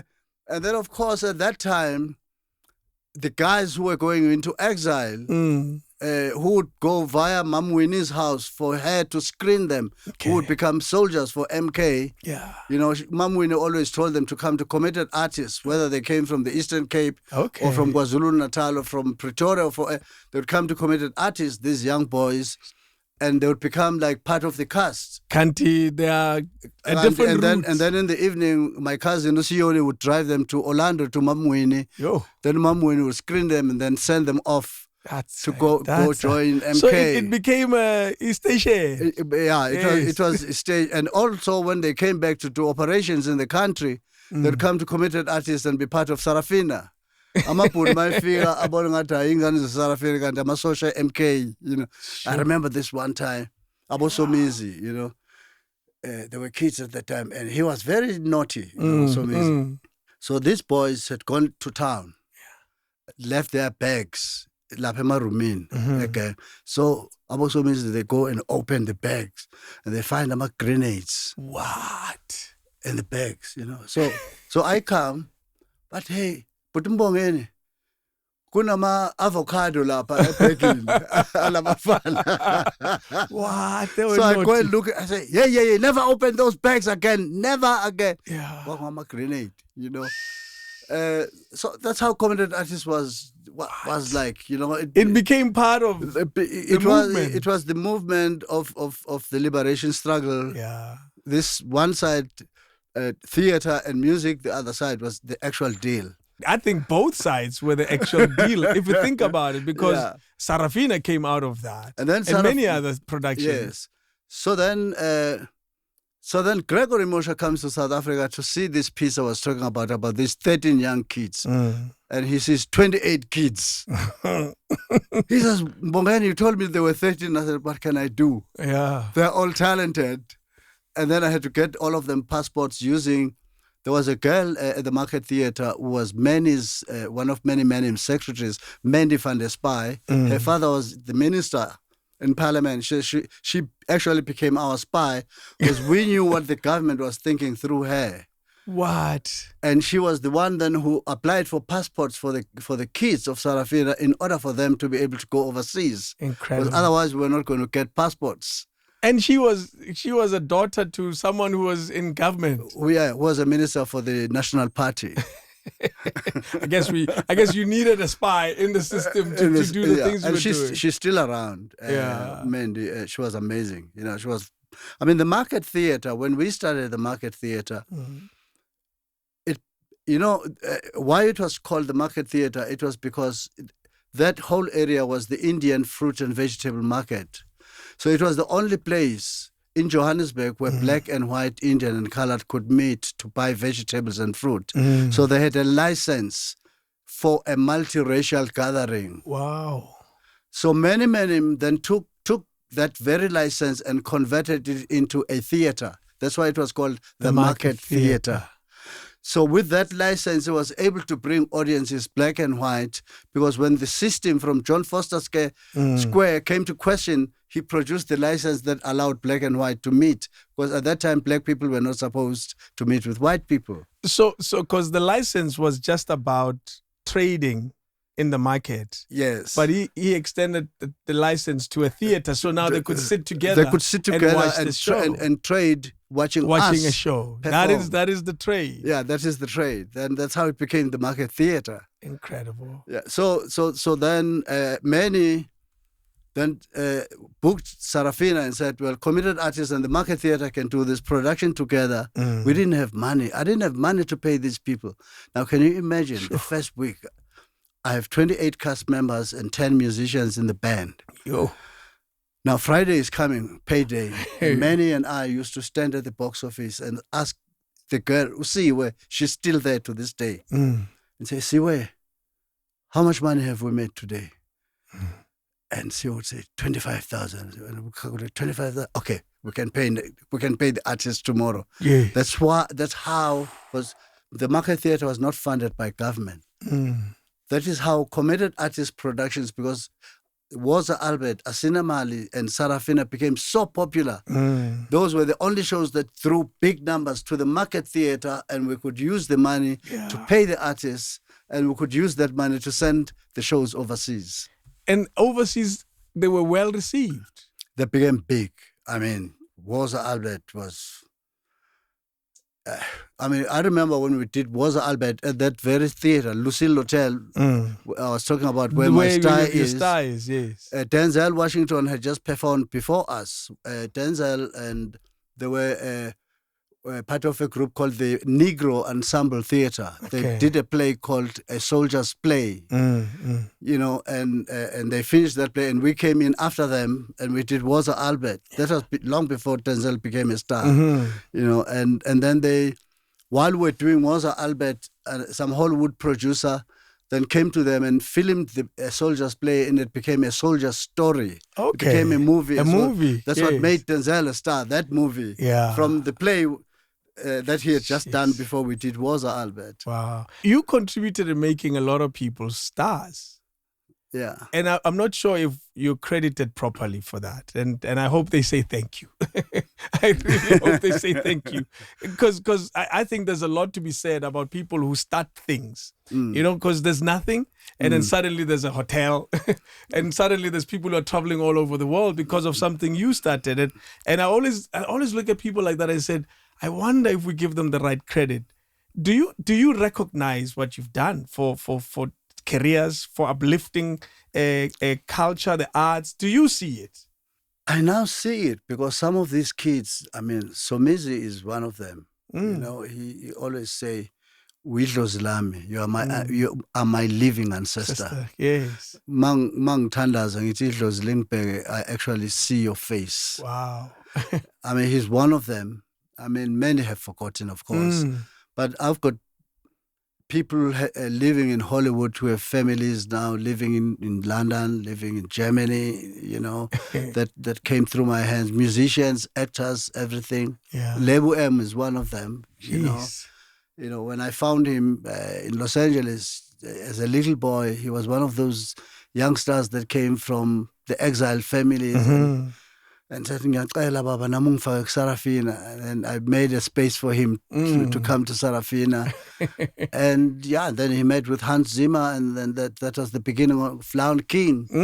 You know, yeah, so I'm proud of what I think God gave me a candle to light for other people. That's true. Yeah. What is your contribution to Lion King? I wrote... I wrote with Elton John and Lebu, Circle of Life, that biggest song. You guys wrote The Circle of Life? Yes. You were part of that song? And I arranged it as well. What? Yes. And that's a key song in the movie. Yes. That's the key song. We wrote it, the three of us, Lebu, myself, and Elton John. And I arranged the vocals. Then I arranged all the other songs in The Lion King. To work like that, continue to look after you even now? Does work like that continue to look after you? Well, I would say the name. I mean, I earned a Grammy Award from that album, and but I was stupid at the time. I asked for a flat fee. I should have asked for royalties. Yes. Even if I asked for $1, $1, you know, I would be a millionaire. But it's You didn't fine. know. Yeah, I didn't know. You didn't know. You got paid. I got paid. Yeah. I got And you paid. got paid fairly. I got paid well. Yeah. Yeah. That's incredible. Yeah. This work you've done, and correct me if I'm wrong, with Michael Bolton? Yes, I did that song with Michael Bolton, Sing, Yeah? And I brought my cast of Sarafina. We did that in the studio in New York. Who else have you worked with that we're not aware of? Quincy Jones, obviously. Yeah, Quincy. I mean, I've done a lot with Quincy. Yes. Yeah, I've done it, and James Ingram. Which song is that with James? It's that very song that I did with Michael Bolton. We did it again for the movie. Oh, yeah, okay. Yes. Jeez. You have touched hands that, and you've been in studios with people whose I've music worked are with, so far. I wrote 30 songs for Rita Marley at Bob Marley Studios at Tough Gong in Jamaica. Aye. Have you written a song with Jacob Zuma? Not at yet. the rate you're going, there's more names. You've done so much work. Eh? Yeah. Do you still have the music inside of your fingers? I've just done a new song now, an EP which I released on June 16th called Tina Bantu Abamnyama. Yeah. What is it about? Well, it's challenging the status quo that we have voted our leaders into power, but it looks like as soon as they get up there, they forget who's on the ground. Abantu bakithi, they're still living in shacks, emkhukhwini. We see in the news imkhukhu burning with people inside because they don't have electricity. Babasama prama stove. That's true. And what's happening to our leadership? And for someone who was so instrumental in your small little way in the liberation that we enjoy, what do you say when you look at that song that you've just written? What do you say inside of you? Because it's easy for us to say, we're not getting the things we want, the things they promised us. But you were part of the revolution. You're part of the change of power, the change of the guards. And how do you experience this time that we as South Africans are living through that is not living up to the promise that we were given? I get very angry, and I challenge these guys all the time. I challenged Mandela, with the song Amandia. Yes. Why is it that we are liberated in South Africa? We fought for the liberation, and Mandela respected me. Thanks to the old man. He really respected me. And he would call me and sit down with me. And I would tell him what I think. I would say, people, especially in KZN, are living side by side with the Indian community. The Indian community is so empowered. They are rich. Most of them, not all of them. And the African community is so poor, and they are almost treated like dogs. Why are you not fixing the situation? We have to level the playing ground. Remember when we fought for freedom? I remember in the 80s, the National Party government had separated us into classes. There was the first citizens, which were the white people. Then there were the second citizens, which were the Indian community. There were the third citizens, which was the colored community, and the fourth citizens, which were black people. Now, that was promulgated in the law of the Republic of South Africa at the time. And I remember even at the time when there was pressure, other white people who were inside in the Democratic Party before it became DA, people like Helen Suzman, who were fighting for the rights of the oppressed black majority. At the time, then the National Party started what they then called the tricameral parliament, which meant that colors, Indians, and whites can group together and they have a right to vote. Only the Africans, the black people, did not have a right to vote. So that then pushed up the standard of living of the Indians and the colored community much higher than the black people. So that when we got our freedom in 1994, we were not on the same leveled ground. They were much higher than us. So I had expected that the ANC government should redress the imbalances of the past, not only for bringing the white people on par with the black people, but also addressing the colored and the Indian situation that had been created not by them, but by the apartheid regime. Yes. And the ANC did not address that. So I challenged them. I wrote a song, Amandia. And Mandela even called me to come to his house to explain myself. He says, Mbongeni, I got a call last night from the Prime Minister of Pakistan. He's very afraid for his people in South Africa. And I said to him, Tata, you know what is happening. Can you and I walk to Durban in the street so that you can see what I see, so that you can hear what I hear my people saying? So I've always challenged the status quo. And even to this day, I'm saying, Ngalengoma, Thina Bantu Abamnyama, challenging the present government today of the ANC. Why? Are you blind? Can't you see what's happening to the African community? Do you think it is right that people in Alex are living that life a stone throw from the biggest square and the most richest square mile in Africa. Sentin? And you have got such a poor and impoverished community in Alex. Can't you see that? So that's the challenge, that as we are now going for our next election next year, what are we going to be voting for? That is the question. Yes. Big question. Yes. Yours, Amandia, is one of the few songs to experience burning in a free South Africa. In a free South Africa. Yes. What was the experience? What happened there? Like, tell us what happened, because it was clearly indicated that it shouldn't be played.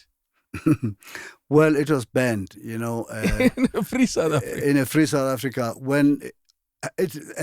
that's a dichotomy for me, because on the one hand you are saying this is a free South Africa, there's freedom of speech, we're never going to censor anything that people say or even sing if you about. don't agree with. Yeah, even if you don't agree with, yes, but you cannot censor it. Yeah. But in a free South Africa, that song was banned. You had to fight it in court. It had to be fought in court. Yes, I had to go and fight it in court. Not only in court, but in the High Court of the country. I had to go and fight it and to prove myself that I am right. And a free South Africa gave you the permission to play it with restrictions. With restrictions. Yeah. It could not be sold in record shops. It could not be played on any government radio station. So on all SABC stations, it could not be played. Only the community radio stations could play it. But people always found a way to play it. Because people, once you ban something, people want to know why is it banned. You draw more attention to it. You draw more attention. I remember even a few years ago when the looting started and black people were massacred by the Indians in Phoenix. Ooh, that moment. People started playing that song, Amandia. So it came back again. It came back again. Do you think much has changed following that song? Because that song is probably 20 years old now. Not much has changed. I think there is a sense of denial in the political leadership. And I don't know where this culture comes from. Because the people that are in the leadership today and even yesterday are the people that we were in the trenches with. I remember I used to stand with Cyril when we were still leading the mine workers. Mining union, yeah. We used to stand together and raise our fists side by side. Yeah. Hey. Let alone the fact that I can't even get anywhere near to him today, but that's okay. But he's busy. He's busy. Yes. But I would think that comrade that I used to stand with has a sense. He still has, he's gravitated to his own people. He grew up in Shawela after all. He grew up in Shawela after all. Yeah. But I don't know what happens to them once they get into power. Why do they forget where they come from? Do you think they forget? Do you think there's something else at play? And I ask this because I don't forget, you don't forget, most people don't forget where we come from. I traveled once with a politician and he went to a place somewhere in Pretoria, and when he got there, he asked, I'm here to find out your needs. I'm here to find out what are your challenges. And one old man raised his hand and said, but you grew up here. I don't understand your question. You grew up here. You know this place. And your mom still lives here.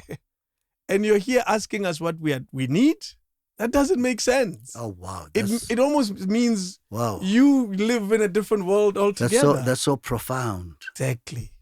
That is so profound. That's why I say I don't think we forget where we're from. It's not possible. It's not possible. I don't know what happens when people get into power. Yeah. You are correct. You can't forget where you come from. No. It's not possible to forget, but I don't really understand what happens.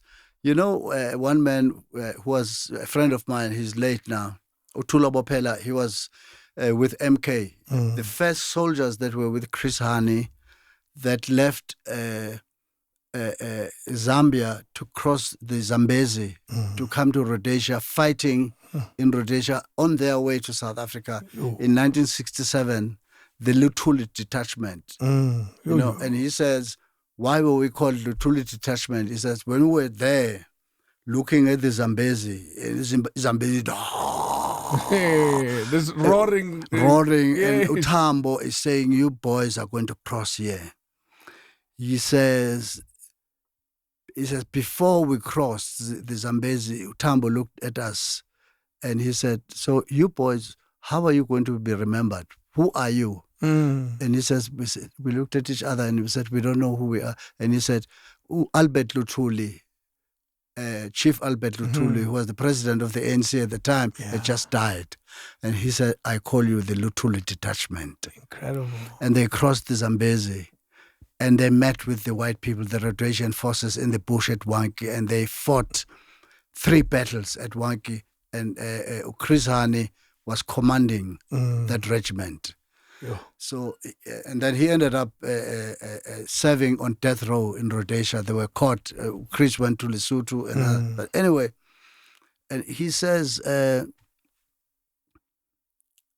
mangibuka laba bantu abaphambi kwethu manje uChris akasekho.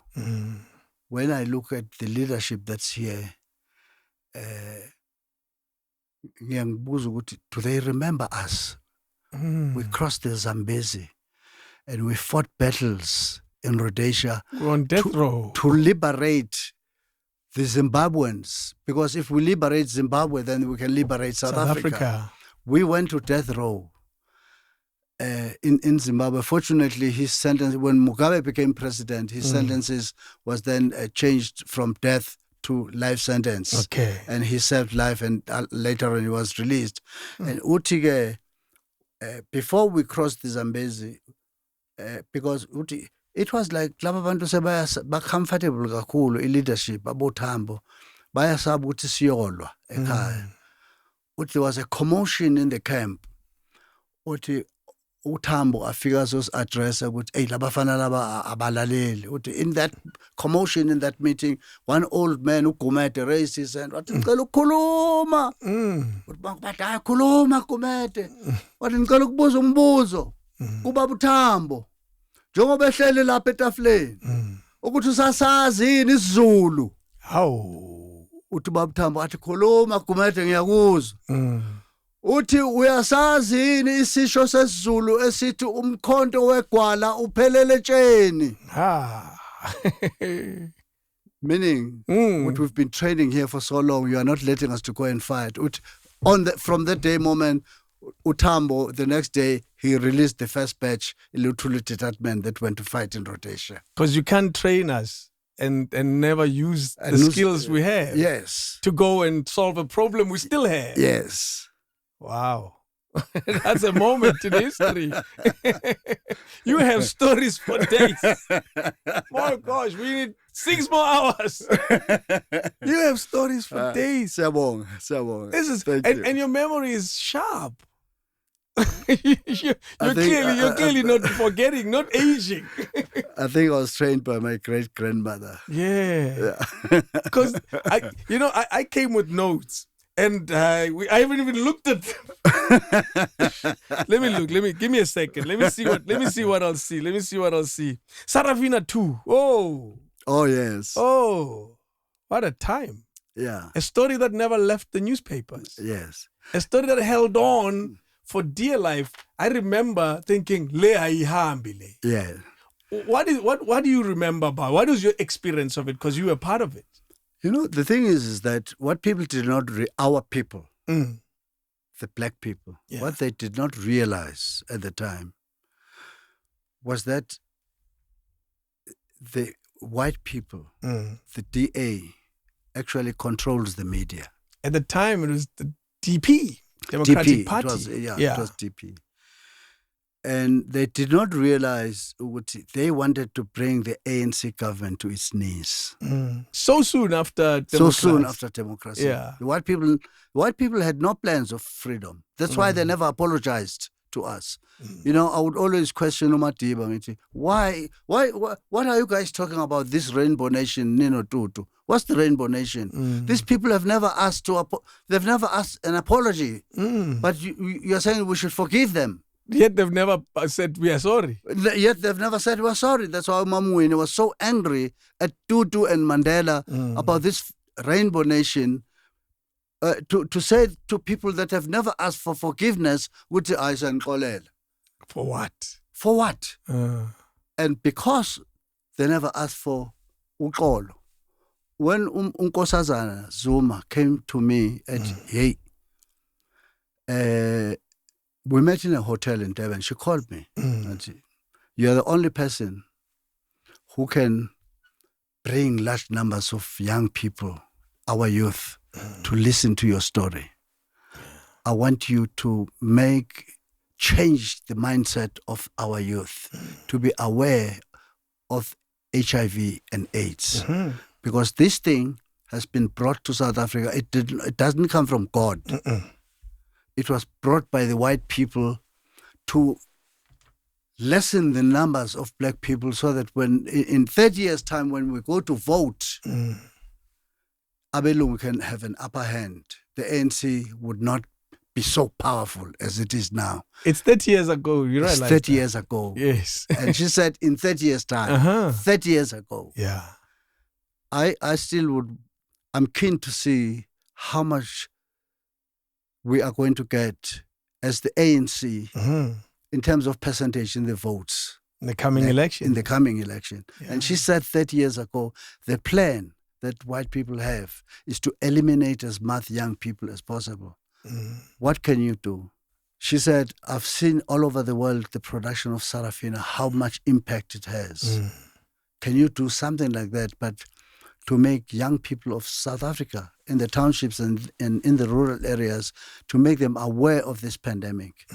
And that's when I wrote that production, and I called it Sarafina 2. And white people, as clever as they are, and are forward-thinking as they are, they saw that this thing is counterproductive to our plan, and they attacked it.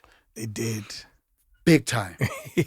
I was sharing the newspaper. It was either myself on the front page of every newspaper in South Africa, or the next day Mandela, or the next day Nkosazana Zuma. You were that popular at the time. We became so popular, the three of us, for at least exactly 5 years every day. It became front page. It became the corruption story of the time. Yes. The biggest of all at the time. But unfortunately, because we black people are always divided. Unfortunately for Nkosazana, in her own camp, they were divided. Okay. So it worked against the ANC. And the DP at the time saw a loophole and they came in. And they never with their stopped. muscle of the media and everything. They came in and divided us even further. But you know what? I always say that black people are not stupid. They always say, Mutando abelungu, there must be something wrong with you. Even if we have not realized why abelungu betan. Yeah. You need to look at yourself. Yeah, you need to. If abelungu bekzonda, there must be something very right about you. Julius. Julius, abamfuni. Yeah, abamfuni. Bamsaba kakhulu. There's another white friend of mine in Durban who said, hey, Julius, it means that if Julius becomes president, he'll take my house. I said, no. There's a clip where he says, if, whether you're white or you're pink, I'm coming for you. Well, statements like that. And that's exactly what they thought of Mugabe. You know, when we were growing up, we're being told that actually, when you think of Mugabe, you thought he had horns. Really? That's crazy. The kind of work you've done, you have people who've written master's thesis on you. You have people who've written books about your work. When you look at that kind of life, surely there must be a reflection to say, I've done the kind of work that makes people, because to do a research on a thesis is not child's play. It means somebody has really thought of it. Let me look for one. There's one that was written, is it UKZN?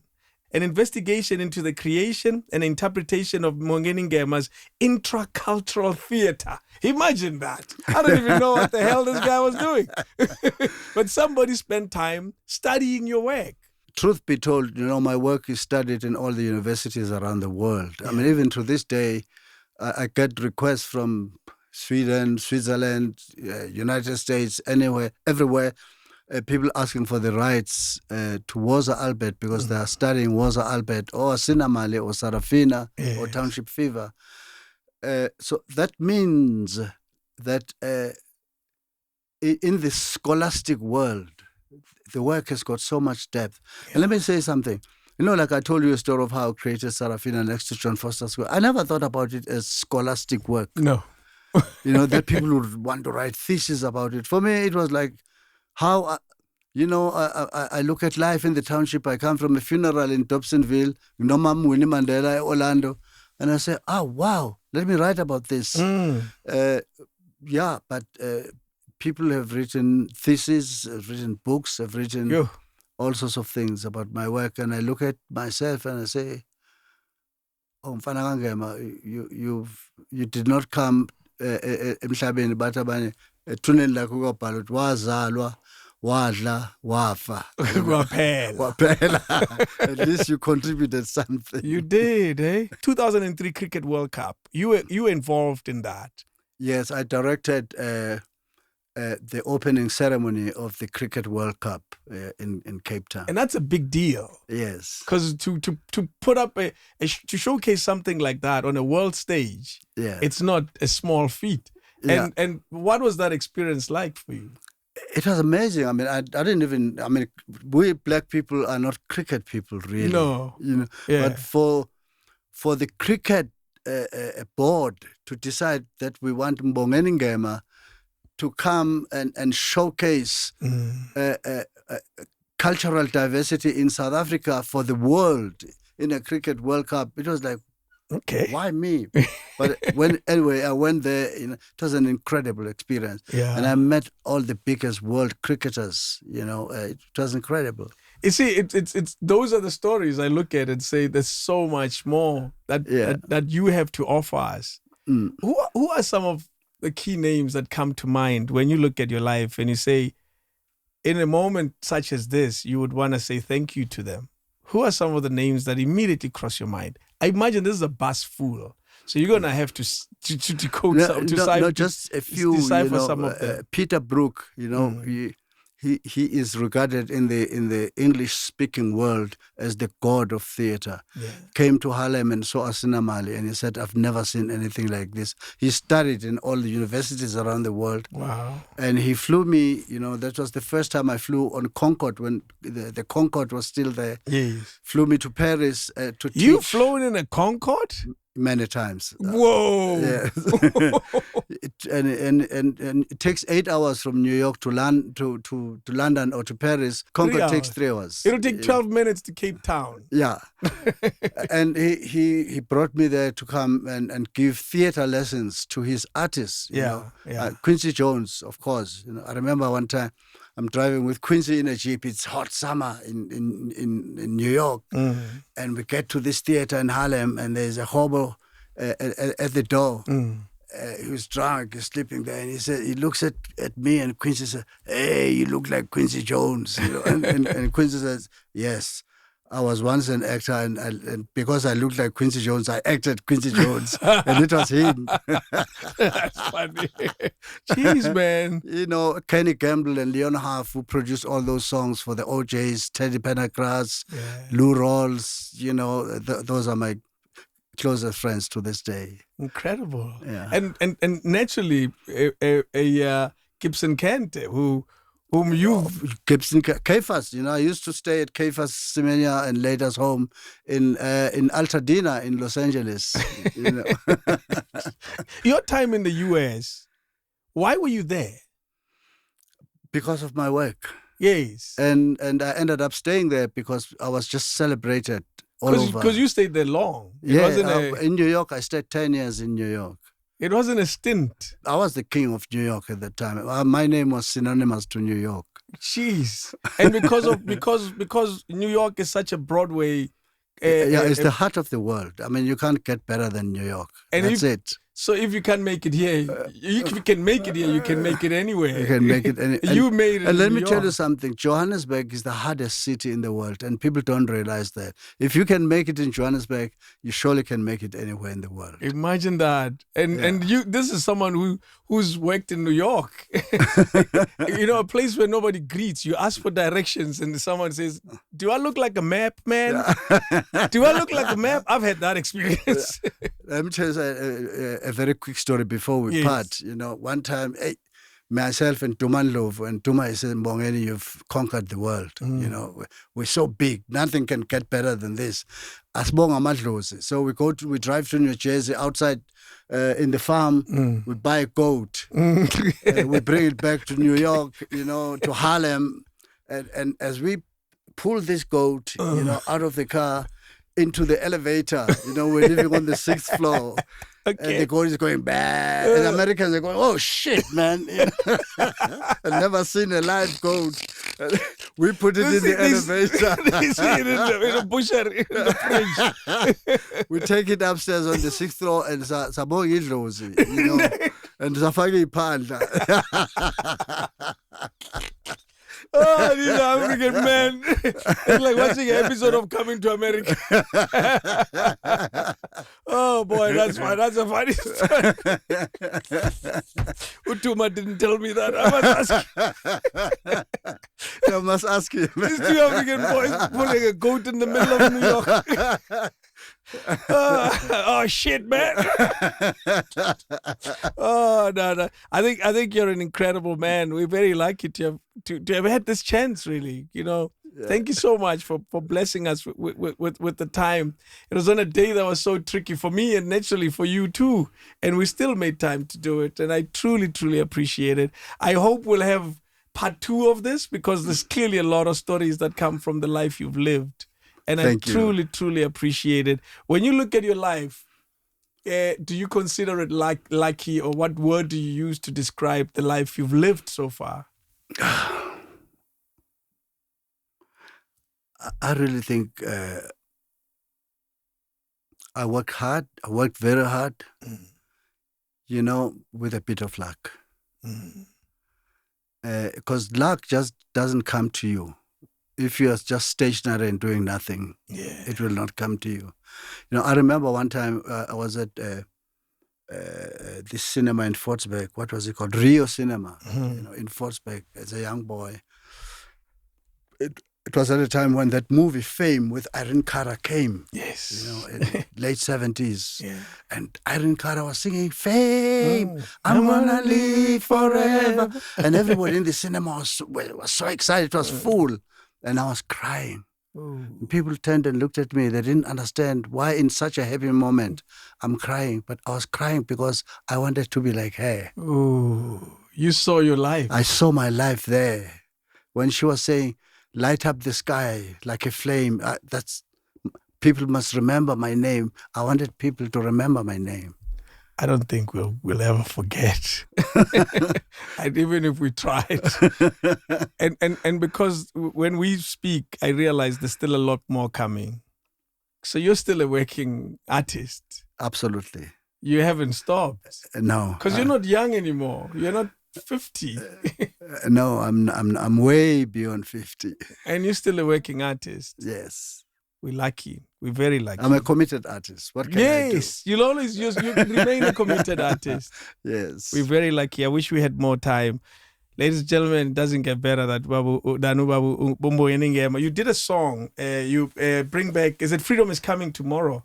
A remake with young stars. Yeah, about MT. About MT. Yes. It's a beautiful rendition. It's amazing. And, Yeah. you know, it's you still involved in it.